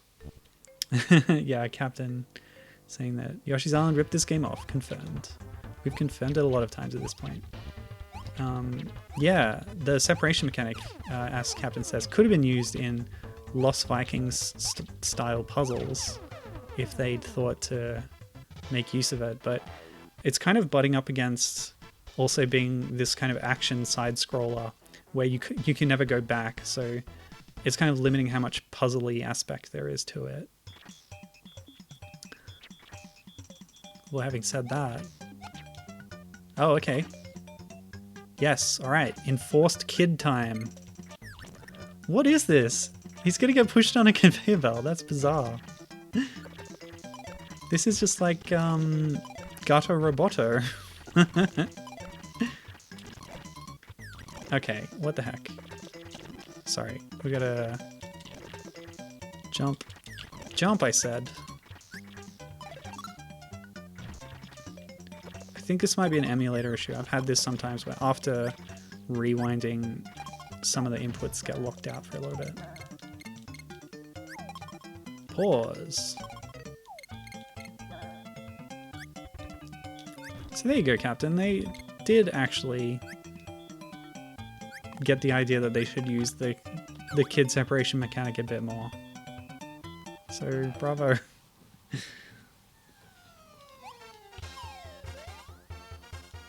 Oh. Nah. There we go.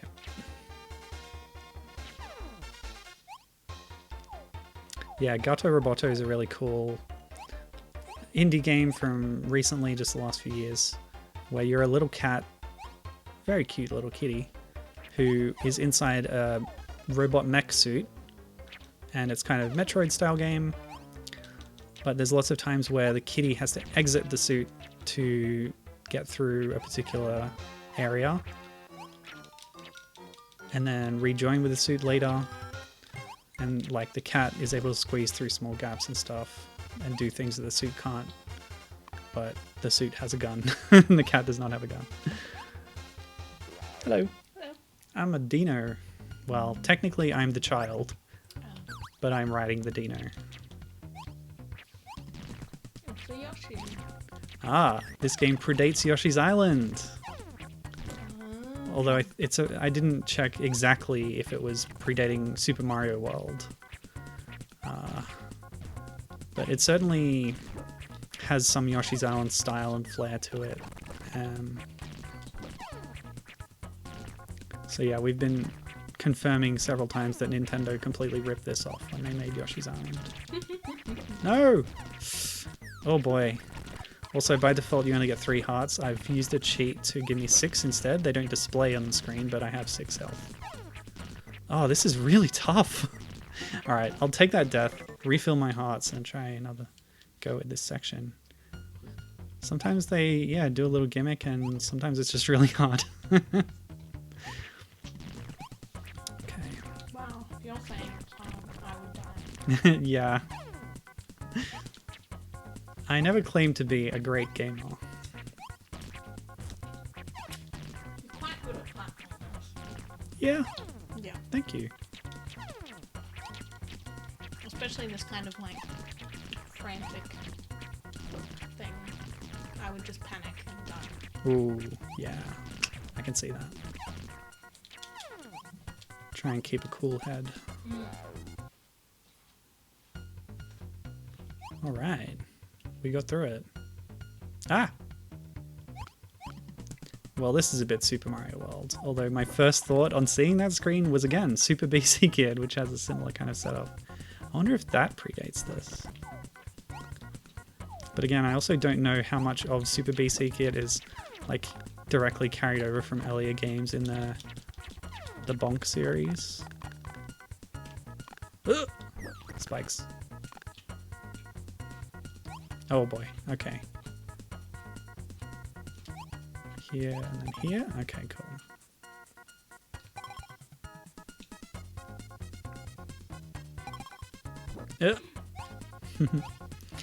Yeah, that's what I thought, Gibbon.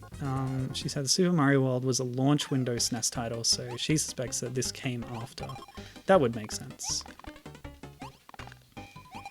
Yeah. I thought it had to be early. So this is 1992. I don't know the exact dates, though.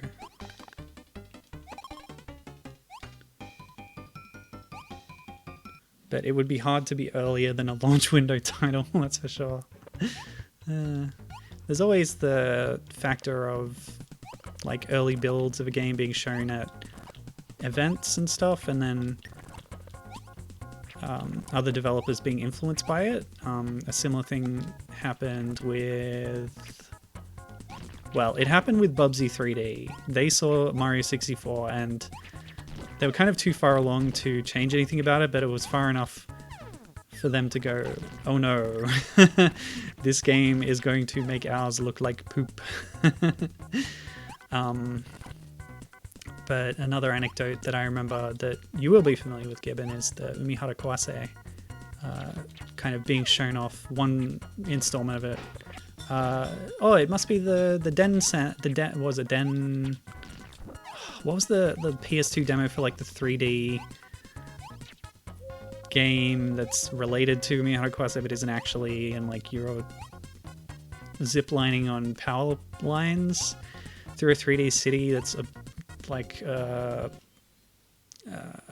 of absurdist. Densen, yeah, Densen is the sort of tech demo that, although it itself was never released as a game, was seen by various people at events and directly inspired, in some way at least, Eco and what was the other one? Like the big game that was mentioned as taking inspiration from it. Was it Katamari Damacy? What was the other one? Yeah, something like that anyway. I'm sure Gibbon will tell me in chat in a second. Yeah, Katamari, I was right. That's cool. I was right in that I remembered what Gibbon had told me earlier at some point. But yeah, as she says, Densen, meaning electrical wire, because it's wire action. Get it? So wire action is the sort of tagline or genre of Umihara Kawase. But this was a different kind of wire action. All right. Before we kill this guy without having talked about him, I guess this is meant to be the main antagonist, Mr. Big. He was kind of... he's an Allosaurus humanoid who has a small horn on his nose, but they've given him two horns on the back of his head. So this could be him.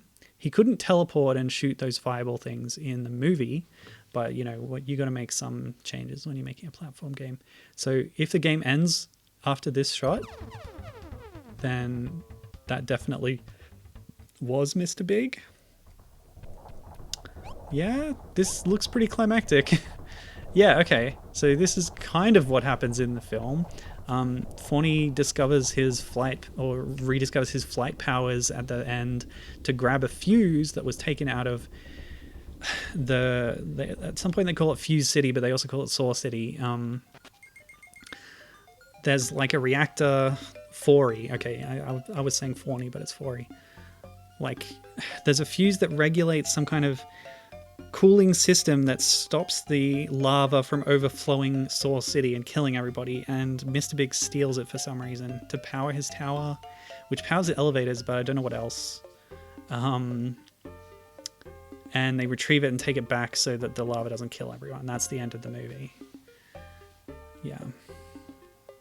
Gibbon was saying that boss looks like the dad character. So Rex's dad, King, who was locked up in the dungeons of the tower in the film.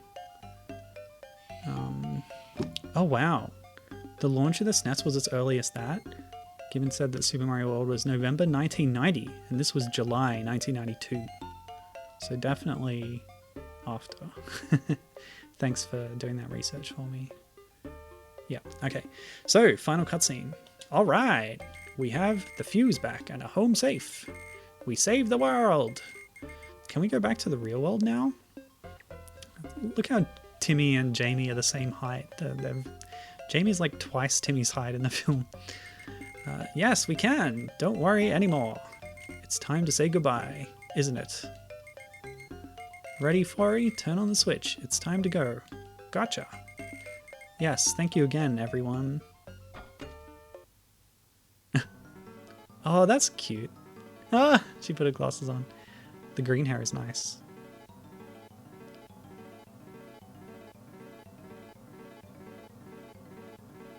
Okay, okay. We're going in the portal. This... Oh, flashing lights warning. Sorry. Jeez. I didn't know it would be so flashy. Oh, an enemy parade. This is classic. I just wanted to tell you first. In the film, it's like an early use of computer graphics. When they go through the portal, there's like warping effects and stuff. So I guess that was impressive at the time. All right. I love a good enemy parade. Or character parade. That's what we're getting here. The Rockies are the caveman baddies. Trampo and Rushy. Yeah, everything else is exclusive to the game, I think. Spread and Cindy. I don't think the woman henchman was called Cindy in the film. J Fish and C Bird. Jumping Fish and Carrying Bird, perhaps? Hedge and Mole. Very imaginative names there. Sure. Press and Bees. They do not look like bees to me, but okay.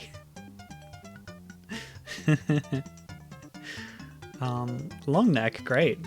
Excellent name.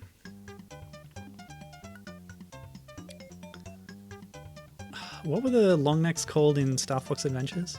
Seal and Fire. Stage 1 boss, Crasher. Oh, to demonstrate the bosses, it's doing a little demo mode. That's cute. Is it going to show the whole fight? That's really cool. It is. Oh no, it didn't go all the way. Okay. Stage 2 boss, Monster Mole. Double Monster Mole. Gibbon was saying, she said, gonna tell my kids that this was a Super Mario Brothers movie prequel. Yeah, I don't know if I mentioned that already, but like, I still have a little bit of a soft spot for this film, insofar as it reminds me of the Mario movie, because I love that movie. And there's little bits about this film that are reminiscent of it, which I find charming.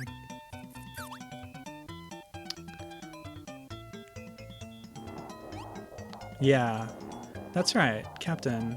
Super Mario World did do the credit. It did show the names of the enemies in the credits as well. So that might be a direct pull. Oh, I didn't think of that. But if you hop off, you can freeze that guy and give yourself some more time in that boss fight. That's clever. Too clever for me. Oh, that's also really clever. To hop off and leave the dino bopping on the enemy. Oh, there's so much you can do with this mechanic that I didn't think of. That's really cool. It makes me feel dumb, but also, yeah. Oh, and you can shrink. Oh my gosh. Okay, this is a top tier game. I love this. I can't believe. Yeah, there's actually like a lot of mechanical depth to it and stuff. Wow. I'm blown away.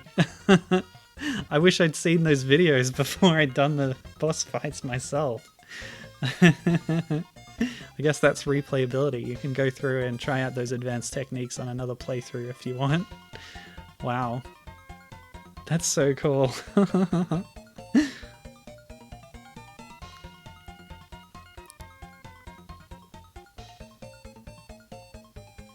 Oh yeah, there's one other thing I wanted to mention, because we've got Super Mario Brothers the movie around this time. We've got this Adventures in Dinosaur City. I mentioned the Dinosaur TV show as well. Dinosaurs TV show. There's another one of another example of that exact kind of thing around this time, and that's Theodore Rex. This is like a buddy cop movie where Whoopi Goldberg teams up with a humanoid dinosaur costume thing person in some kind of weird future world with dinosaurs. And like it's all part of this, as well as the Teenage Mutant Ninja Turtle movies with the suits. There's this whole trend around this time, and it's a really cool thing that you don't get anymore. Anyway, extremely cute animation to end it out with. Yeah. This game's way better than the movie.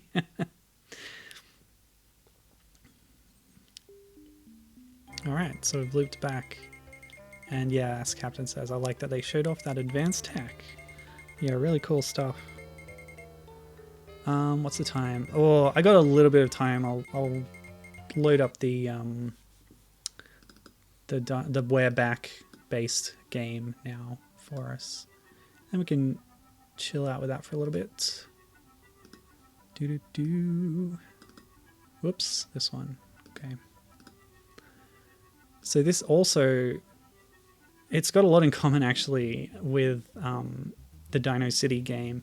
It's based on a film. You get a choice between a girl and a boy to play as. There's dinosaurs. I'm gonna pick the girl story, but I just wanted to show you there's a different plot, scroll, and different levels for the character that you pick.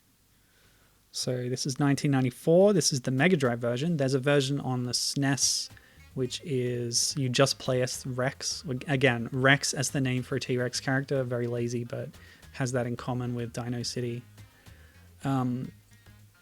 There's also a Game Boy. Oh no, the SNES one was also on DOS. There's a Game Boy version that is reskinned from a game called Baby T-Rex, where a little T-Rex rides on a skateboard a lot, which then was the precursor to Radical Rex on the SNES. But yeah, for some regions, Baby T-Rex was reskinned as We're Back, a Dinosaur Story license. Okay, let's play the game. Options. What can we do here? Oh, difficulty. Please let me turn it down. Oh yeah, let's do it. It also lets you invert the controls of the flying sections. Captain says the dinos in this are giving them Land Before Time vibes. I wonder if it's the same animation company. I don't know. I did not do as much research on this. This was a last minute edition. But here's Cecilia. She's a very lonely young girl who lives in ritzy Upper Manhattan. When she spots Elsa, the flying dinosaur, flying across the roof, she knows she has found a friend. Help Cecilia cross the roofs and reach Elsa. Watch out for alley cats and angry people who try to knock you off the balconies. You will also have to contend with the doorman who will try his best to keep you from leaving the building. And this screen is timed. It will automatically advance. And I don't think kids have enough time to read all that. Devs, come on. Just going to adjust the button mapping for the Mega Drive here. Jump should actually be that one. So I might find that suits me a little better. The other buttons aren't doing anything for me right now, but yeah, we have to get across the rooftops and find Elsa. But not that Elsa. By the way, it's extremely easy to die in this, and there's no death animation from falling. So Cecilia is basically Mario in Donkey Kong, dying from the slightest fall. Can I bop enemies? I can. That's lovely. I also have health, apparently. But yeah, this is it's an interesting film in theory. I haven't seen it, but I've read a little bit about it that interested me. It's a Steven Spielberg film, which is a big deal because he's a big name director. But it's also funny because at this exact same time in history, he was making Jurassic Park, and to have two dinosaur themed movies coming out around the same time that are made by you is an interesting confluence. They sort of marketed this as I want to say competitor to Jurassic Park, or maybe an alternative, saying that it's a family-friendly dinosaur adventure as opposed to Jurassic Park itself, which is, quite violent and for a slightly older audience. Basically, the idea is, because they didn't tell us much of the plot at the start of the game, there's some kind of time-traveling mad scientist called Dr. something. It's like Dr. New Eyes or something, and then he's got an identical twin brother called Dr. Screw Eyes, who's evil. Something like that, I don't remember. And so the baddie, goes back in, or the goodie, one of them, goes back in time, gets some dinosaurs, brings them to the future, or the present in this case. And then they just have shenanigans in New York City. I don't know. Maybe somebody in chat can clarify, but basically the two kids and the dinosaurs go on some kind of adventure to maybe take them back to the past or whatever. I really don't know beyond that. Hello? Okay, so I can bop if I time it right. Like so. Yeah, that works. Don't know who this doorman is, but we gotta bop him, I guess. This is the ritzy New York suburb or whatever. Cecilia's kind of a runaway from home. Louis, I think he's an orphan or something. The two of them meet up at some point and then they make friends with the dinosaurs. That hasn't happened yet. We'll see them soon, hopefully. But yeah, the dinosaurs are very much the focus of the other games, as I mentioned. The interesting thing about the SNES one is it's not an adaptation, it's like a sequel. It has an original plot, which I always enjoy about licensed games. But with this one, they're really focusing on the kids as the audience surrogate or whatever. Like your way into the world. But really what I just want to do is play as a dinosaur. But ideally, for the purposes of this stream, what I want to do is play as a combination of child and dinosaur. On a 16-bit system. That's the theme, people. Okay. Yeah, so let me see in chat. Oh boy. Yeah, hopefully we see the dinos again. We can make that Land Before Time comparison. I think it is a different production sort of animation studio. Land Before Time was Derbeder, the guy. You know that guy? Yeah, that classic animator guy. Everybody knows that guy. So much so that I don't even need to say his name because we all know it. Don Bluth, maybe? I don't remember. Anyway, at least the title screen does. Gibbon says that Dr. Screw Eyes always creeped her out. Maybe we'll see him later in the game. We'll see. The doorman's AI is just perfect. Did he turn into a bubble? Yes, he did. All the enemies turn into bubbles because they are actually made of dreams and they're not real. I'm dreaming this whole thing. How else can you explain dinosaurs showing up in modern day New York? It's absurd. There's no amount of mad scientists that could explain that. So it must be a dream. Maybe all the animals and the doorman are creations of Dr. Screw Eyes, transmogrifying simple soap bubbles into complex organisms with the powers of mad science. That's what I'm going to say. Oh, it's Elsa. Hello. Okay, great. Wish bubbles, that's what they are. Great. That explains everything. Just trying to look at this screen for a bit. Look at those character artworks. Pretty cool. Moving on. Ride on Elsa's back as she takes you on a speedy journey through Central Park. Collect as many wish bubbles as you can. You will surely need them later. Will I? Why? Look out for unusually vicious pigeons and stray kites, which will bring a quick end to your journey. Which is spelt with one H. There should be a H after the W.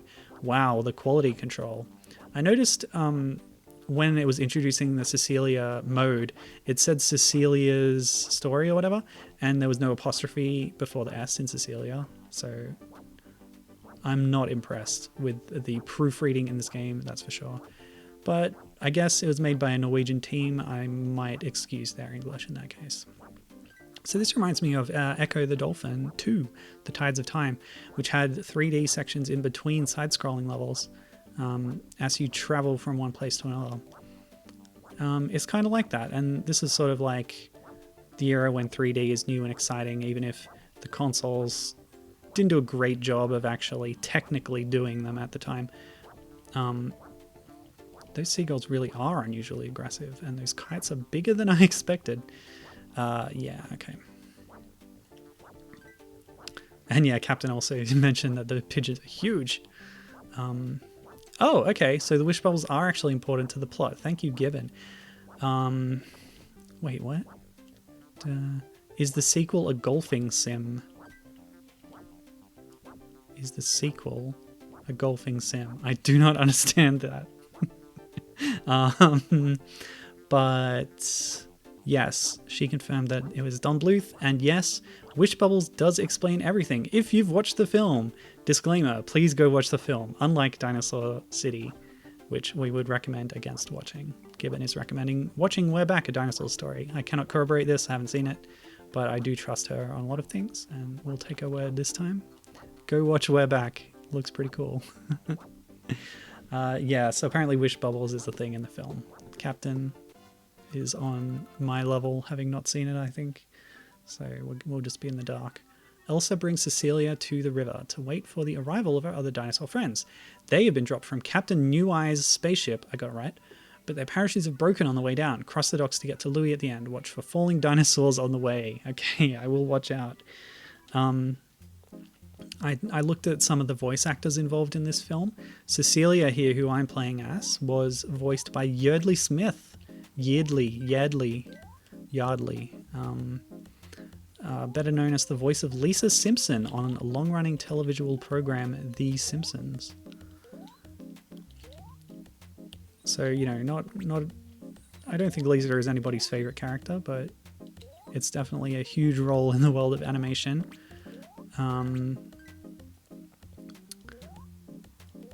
And Elsa, who I think is described in some places that I read as kind of a bit posh.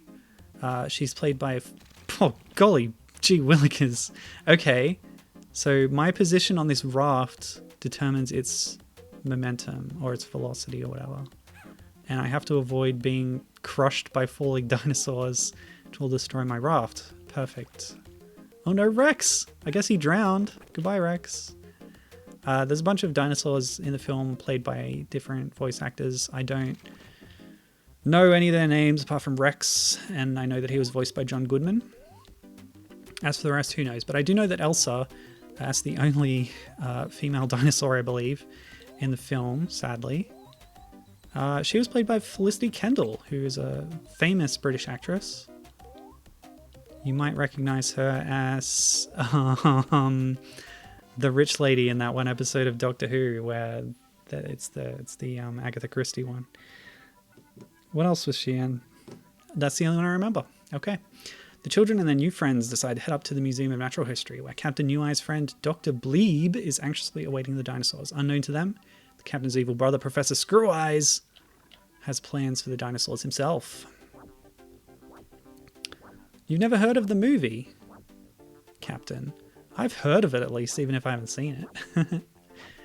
Now, as always, we need to, in this game, it's very important that we avoid patriotism. These American flags are forming an obstacle for us, and beware of excessive patriotism. It will damage you in the long run and perhaps even lead to irreparable harm.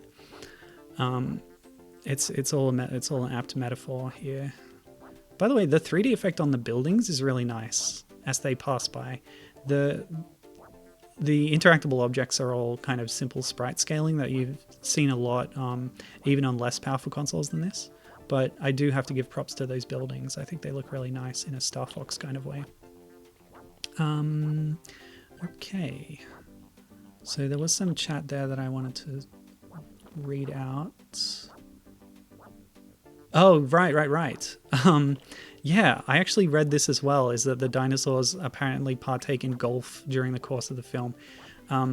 Gibbons now saying that in response to me saying that the SNES game was a sequel, she, of course, said that the sequel has to be a golfing sim because the T-Rex develops a love of golf by the end of the film. Yeah, I don't know how much that comes into the game itself. I think it's more just a platformer, but it's a good point. There should definitely be a golf component. I don't know if there is. There might be.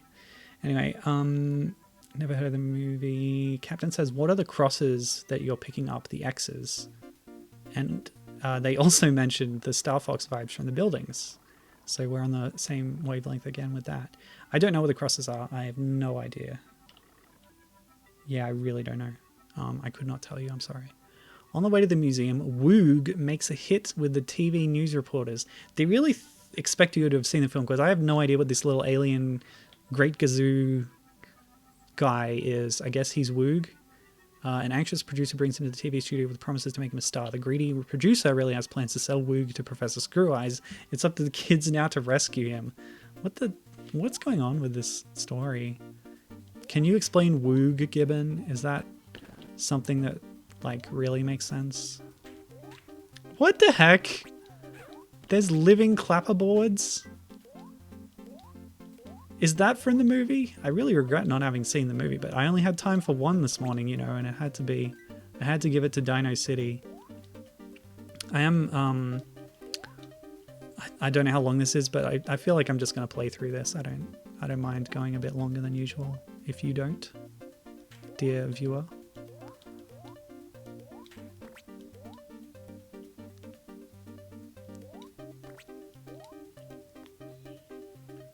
I think Felicity Candle's probably best known for her role on The Good Life, which is like one of them old-timey sitcoms that's just like mildly funny, you know, the British ones.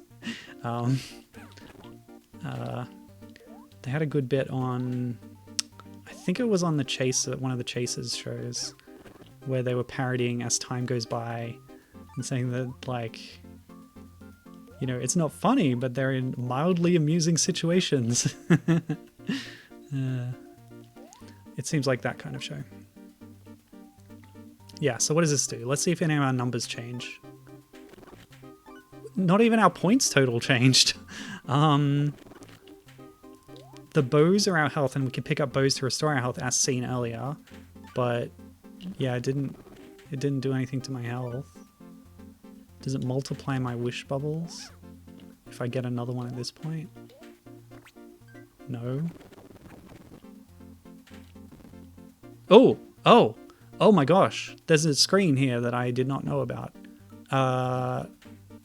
So I can buy power-ups on the fly, just like in Ariel the Little Mermaid on Sega consoles.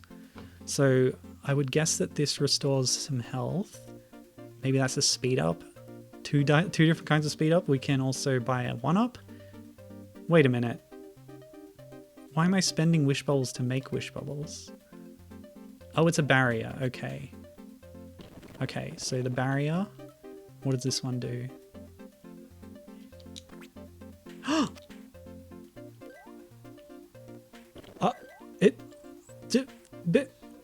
This game is secretly a sequel to what's it called? El Viento.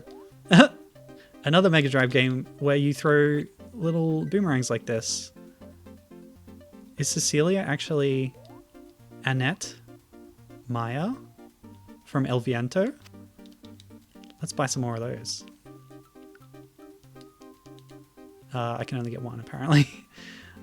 Okay, so the shoe.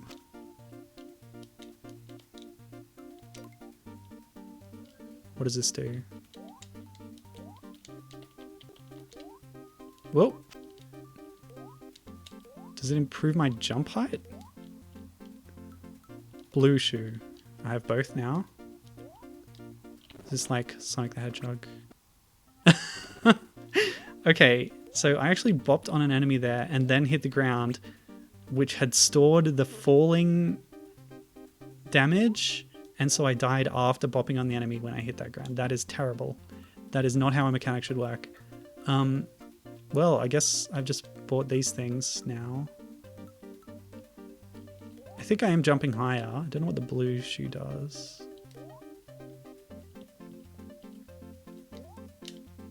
Oh, okay. I can hold the other button, button C maybe, to run while I have, I think, the blue shoe, and the red one makes me jump higher. Oh, great. Wish I'd figured that out earlier. I just didn't know that was a mechanic. And yeah, that explains what the wish bubbles are for. Ow? Why? I shouldn't worry about damage too much, knowing that I can restore my health at any time at relatively little cost. Oh, it's just a one-up down here. Wow, I'm so pleased to have this projectile. I really love El Viento. It's a really cool game by Wolf Team on the Mega Drive. Part of the Ernest Evans saga. I streamed it a long time ago. It's one of the early things I did because I was so curious about it. And then it has a follow-up, sort of, with Annette Futatabi, which I think has since got a fan translation, maybe. But that was a beat-em-up, and I'm really bad at beat-em-ups, and that's not an especially good one, so had some trouble with it. Oh, this guy's got boomerangs too. The director, I guess. Oh, this is the evil producer who has Woog. Let's just bop his head. Yeah, it's all good. He's gonna kill me. I can't pause unless I'm like standing on level ground. We're just gonna grab some extra health. Oh, really? No.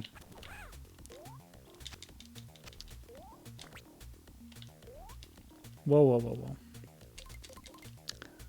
Just charge up on these, why not? Bop, bop, bop. Okay, I didn't need to charge that much. Alright,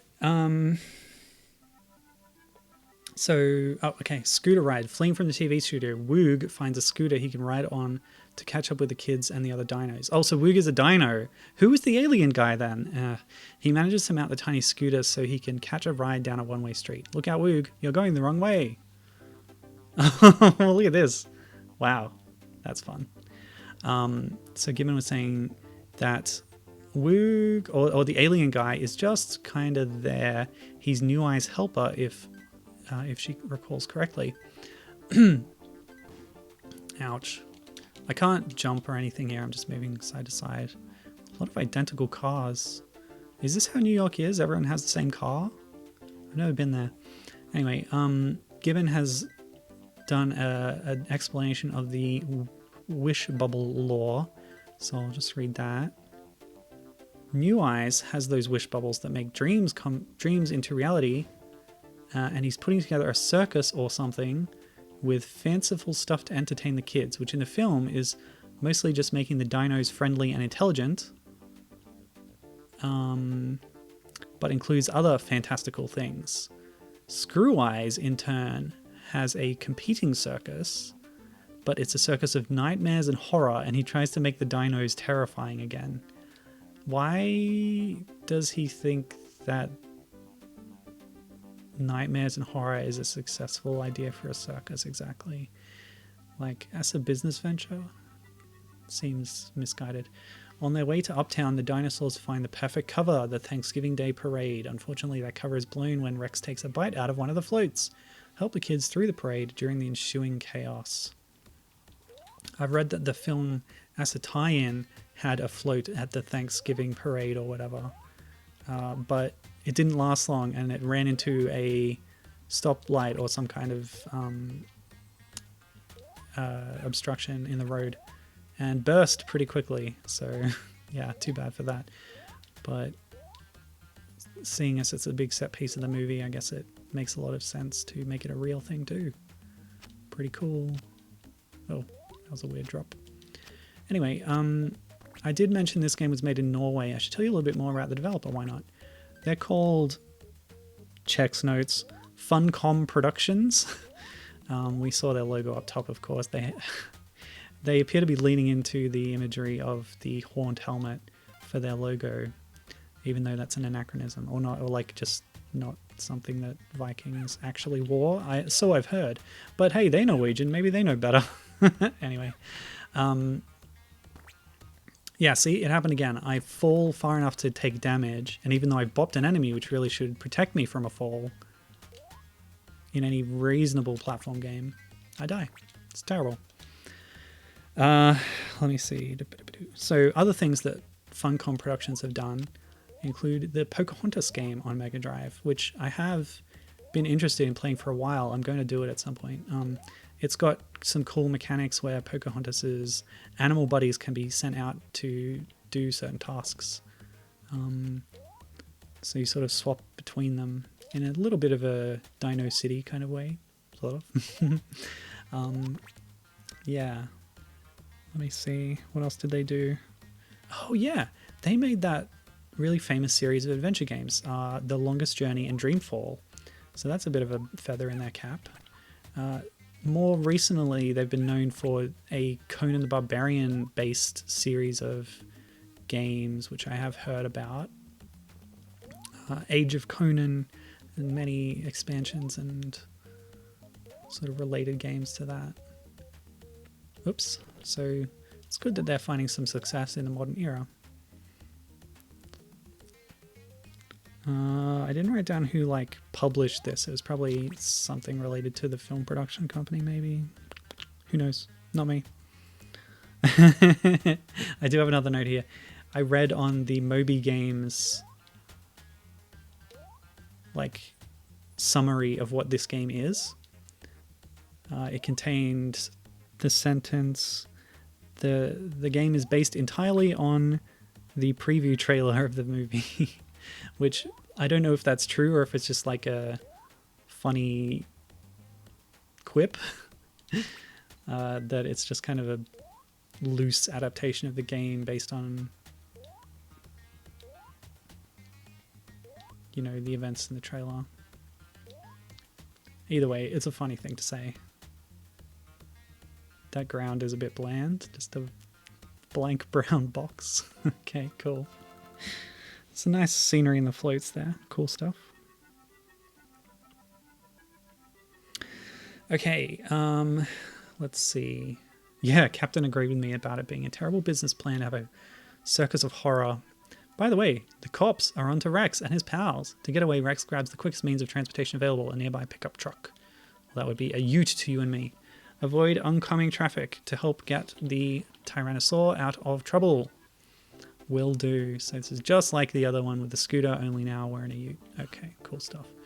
Ute stands for utility vehicle. It's a very vague name.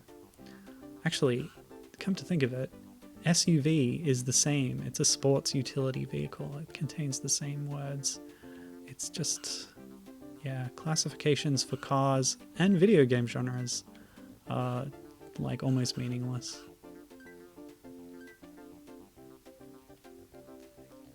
So Gibbon went on to say about the plot of the film that the baddie is also called Screw Eyes because when he was younger he was attacked by crows and they pecked out an eye. Oh my gosh. And now he keeps a bit of tech there that looks like a screw for reasons I do not understand, but it sure makes for a creepy villain. Well, sounds like it. Wow. Yeah, that's how you make a villain, I guess. By the way, the size of Rex's sprite and yeah, it makes it hard to see the oncoming traffic. I guess that's the challenge. Is the game a bit quiet? It seems a bit quiet on my bars. I'm going to turn it up a little bit. Whoops. Took a few hits there. Okay. No, Captain, I don't think that's how you drive a ute. No, not traditionally, but I wouldn't know how a dinosaur would be expected to. So I talked about the SNES version, which was also ported to DOS, the Game Boy version, which had some skateboard content. Oh, sorry. In the chaos of the parade, Professor Screw Eyes has captured the dinosaurs. His objective is to turn them back into ferocious beasts so they can be an exhibit for his circus. Louis and Cecilia must get to his circus before it's too late. When I was researching this game, I found the Game FAQs site or page for it or whatever. And so it had the different versions listed, but alongside the Mega Drive version was listed a Game Gear version. So I went hunting and I was like, oh, that sounds great. I'd rather play the Game Gear version than the Mega Drive version because it's going to be more obscure. Could be interesting. But try as I might, I couldn't find it. And I went back to GameFAQs and, you know, spent one more second looking at the page and realized that the Game Gear version had been cancelled. I did find a cover artwork for it, probably from a preview or an advertisement or something. So they got as far as mocking up the box art, but the game itself was never released. Who knows how far along in development it was, but it being listed alongside this version was probably similar to this. I do wonder how they would have handled the 3D sections on Game Gear compared to this one.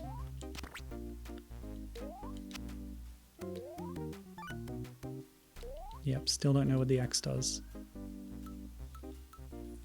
When I discovered this item menu, I was so sure that the X must have something to do with it, but it doesn't seem like it does. Who knows?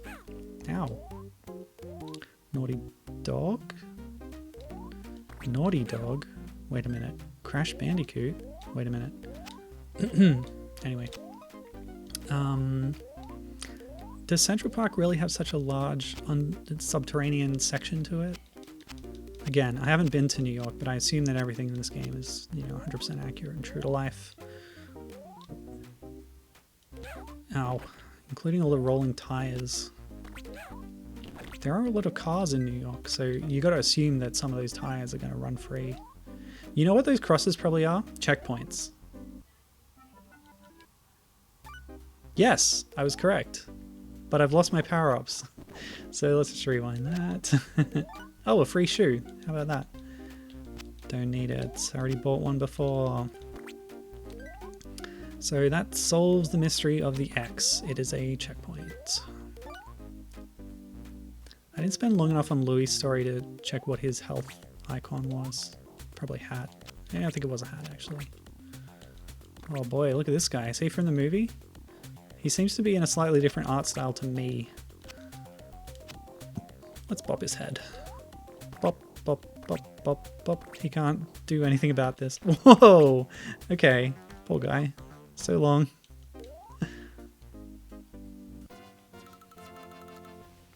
Gibbon says, I like this film, but the plot doesn't stand up to much scrutiny. Yeah. Oh well. That's fine. After battling Screw Eye's gang leader, well, that explains who that was, Louis and Cecilia are ready to rescue their friends. Outside the big top, trained monkeys and elephants are keeping watch. Be careful, the animals of Dr. Screw Eye's wicked circus are out to get you. Oh boy, is this some kind of nightmare circus? That's a video game. Wish I remembered anything else about it. Pop. How could a monkey ever be evil? I guess Screw Eyes brainwashed him or something? I don't know. Whoa, what the? What are those? Are those monkeys being shot out of cannons? Or men? Just wearing underpants? Also, why are there so many of them?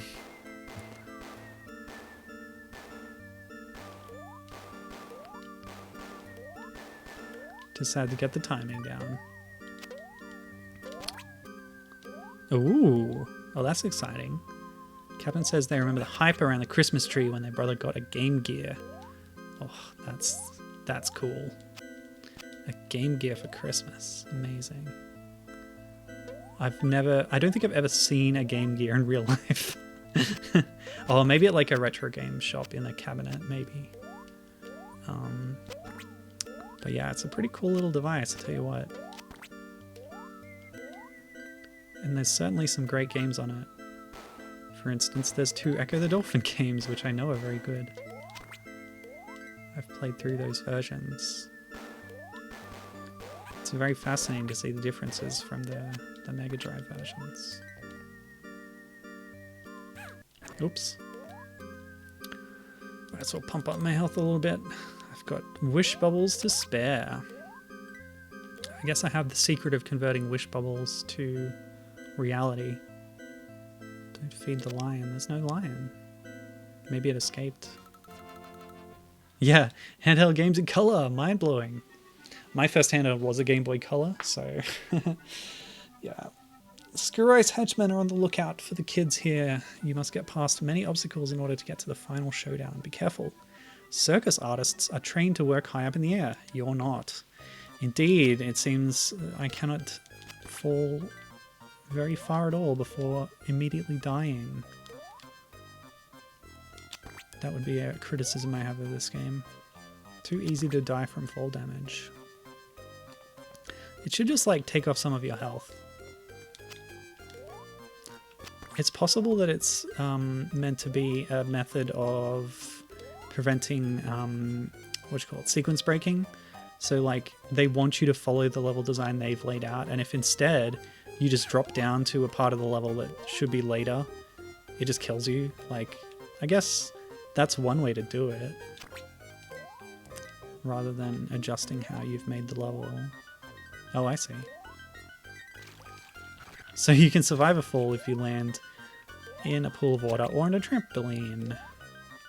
That makes sense. What are these? Some kind of sweet confection in giant form, perhaps. Ow. I'm collecting the arrows, by the way.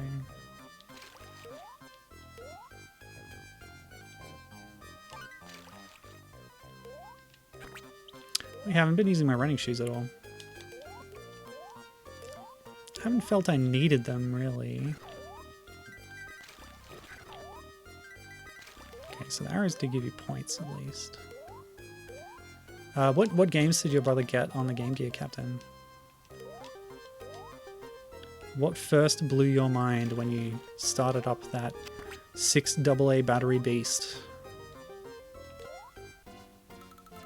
I'm going to assume Sonic the Hedgehog. That was a pretty good game on the Game Gear. Here, the kids must find the keys to their friends' cages and get them out. Screw Eyes has a lot of trained animals and even some tarantulas, which, spelled wrong, he has ordered to stop them. However, some of Screw Eyes' crew are fed up with this mistreatment and will help Louie and Cecilia to defeat him in the final battle. So I'm going to get some help. I love a big stack of cardboard boxes. That's beautiful. That's beautiful. Captain says, I have an analog pocket on order along with the Game Gear game adapter. Looking forward to playing some childhood favorites. I'm really curious to know what those childhood favorites are. Tell me. I'd love to hear about your childhood game collection. My Game Boy Color that I mentioned, is that a dinosaur? That looks like Elsa in that cage. Come on out, buddy. You're free. Oi. Yeah, whatever. Yeah, my first game with the Game Boy Color was Pokemon Special Pikachu Edition, also known as the Yellow version.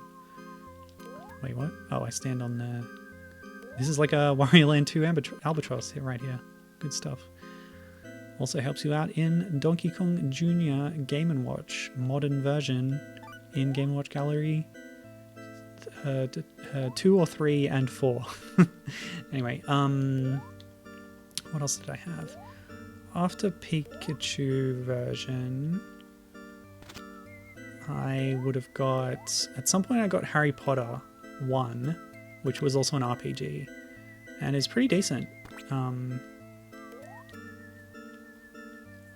I forget now who made it, but it's one of those developers who make licensed handheld games and are quite good at it.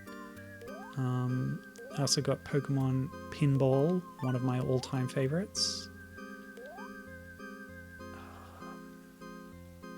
We at some point we all got Game Boy Colors and we all got Pokemon Gold and Silver. So we had 2 copies of Silver and 1 copy of Gold, and that was me. What? By releasing them all, have I now unlocked that barrier? Yes. Okay. That's how it works.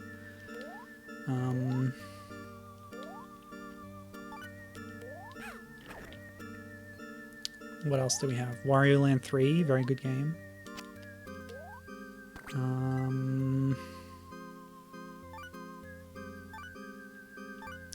I'm having trouble remembering because at one point, like, I don't have these games anymore. A lot of them were stolen, you know.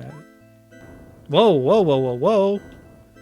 So Rex has turned bad at this point and is now trying to stomp me. He looks a lot bigger than he was before. Banjo-Tooie vibes over here. Let me see. Gibbon was saying earlier, I was kind of ambivalent on the Game Gear until I saw the first ad for Sonic Trouble in magazines. Then I needed one. That's cool. Oh, hello. Professor Screw Eyes, I presume? We're gonna have a boss fight or what? Oh. Whoa. Okay. Oh, okay. So I have to identify which bird is flapping, release it from its cage, and then throw it as a projectile at the professor. So grab it, and it homes in. Okay. We're using his own mistreated animals against him. I like that as theme. The captain was saying, Sonic the Hedgehog was the first game he got. Indeed, indeed. And also I know we had at least one of the Echo games. Good choice. A discerning family indeed. Echo, great game on Game Gear. Although better on Master System, obviously. For Tides of Time, you have to get the Brazilian release, but there have been some fan patch efforts to restore the English translation to the Brazilian Portuguese Master System port. And that's the end. That's A Dinosaur's Tale. You got some approximation of the film. We didn't really see that dino on the left, did we? Oh no, he was on the... Yeah. What? Did we play as him at some point? Ugh, whatever. Not memorable. Let's see. Oh, we had a new chatter here. Villy Elder, hello. Good to see you. Saying this looks like Earthworm Jim. I can see it a little bit, yeah. Yeah, for sure. That cartoony style. Yeah. Captain's first handheld was theirs, and not one that I had to share, was the Atomic Purple Game Boy Color with Pokemon Pinball. Yeah, my little brother had the Atomic Purple Game Boy Color. Or I think so. Was that the see-through one? You could see the circuitry inside. That was a cool feature. I had the Pikachu Edition Game Boy Color, where Pikachu's cheek was the battery light. Oh no, it wasn't. A Pokeball was the battery light. It was the later Pichu edition that had the battery light, I believe, from memory. My older brother's Game Boy Color was the Australia exclusive cricket-themed green and gold Game Boy Color, because green and gold are the official colors of Australian sports teams, national teams. Yeah, so that was interesting. Bet you've never heard of that Game Boy model before. Yeah, the translucent one. Awesome. Yeah. This is actually just looping multiple times, but we can see lots of nice Nordic names here. The creators. I'm out of notes and I'm out of games, so that'll bring this week's stream to a close. Thanks really very much. Oh, okay. Yeah. My name is A. Wish Bubble. So the high score table. Oh, look at that. Oh, it's like developers' names. And Captain New Eyes is there too. And Claudia Schiffer. Okay, cool. Right. Wait, are these developer names? I didn't pay enough attention to the credits. They might be Norwegian celebrities. Who knows? Not me. Yeah. Oh, wow. Okay. So Captain had an even rarer Game Boy. The New Zealand exclusive All Blacks Game Boy SP. Game Boy Advance SP. That's awesome. I'm very pleased to hear that. All right. So thanks for joining me on this one. This has been a good fun. Following up Yoshi with some, similar-ish games. Dino City, definitely the most similar of them. And once again, I will remind you, it was released before Yoshi's Island. Anyway, this was fun. I do have a plan for next week, which I think I've already talked about. I'm going to play Lord of the Rings stuff either next week or later. Sometime this month I also want to, because it's May, it's Mermay, and I've got a few mermaid games that I could play. So I have some things in mind for that. So I might, fiddle things around, what order I do them in. At some point soon I'm also going to play, as I said, Shantae and Asher, the fan game. Yeah, so looking forward to all those. Those are the plans for the future. What else? I think that's all I have to say. So thanks for joining me again. Stay safe. Have a good one. Hope to see you again. Play some games. Have some fun. Check out Dinosaur City, but not the movie. Check out the movie of this, but maybe not the game. The game was okay. Anyway, see ya. Bye.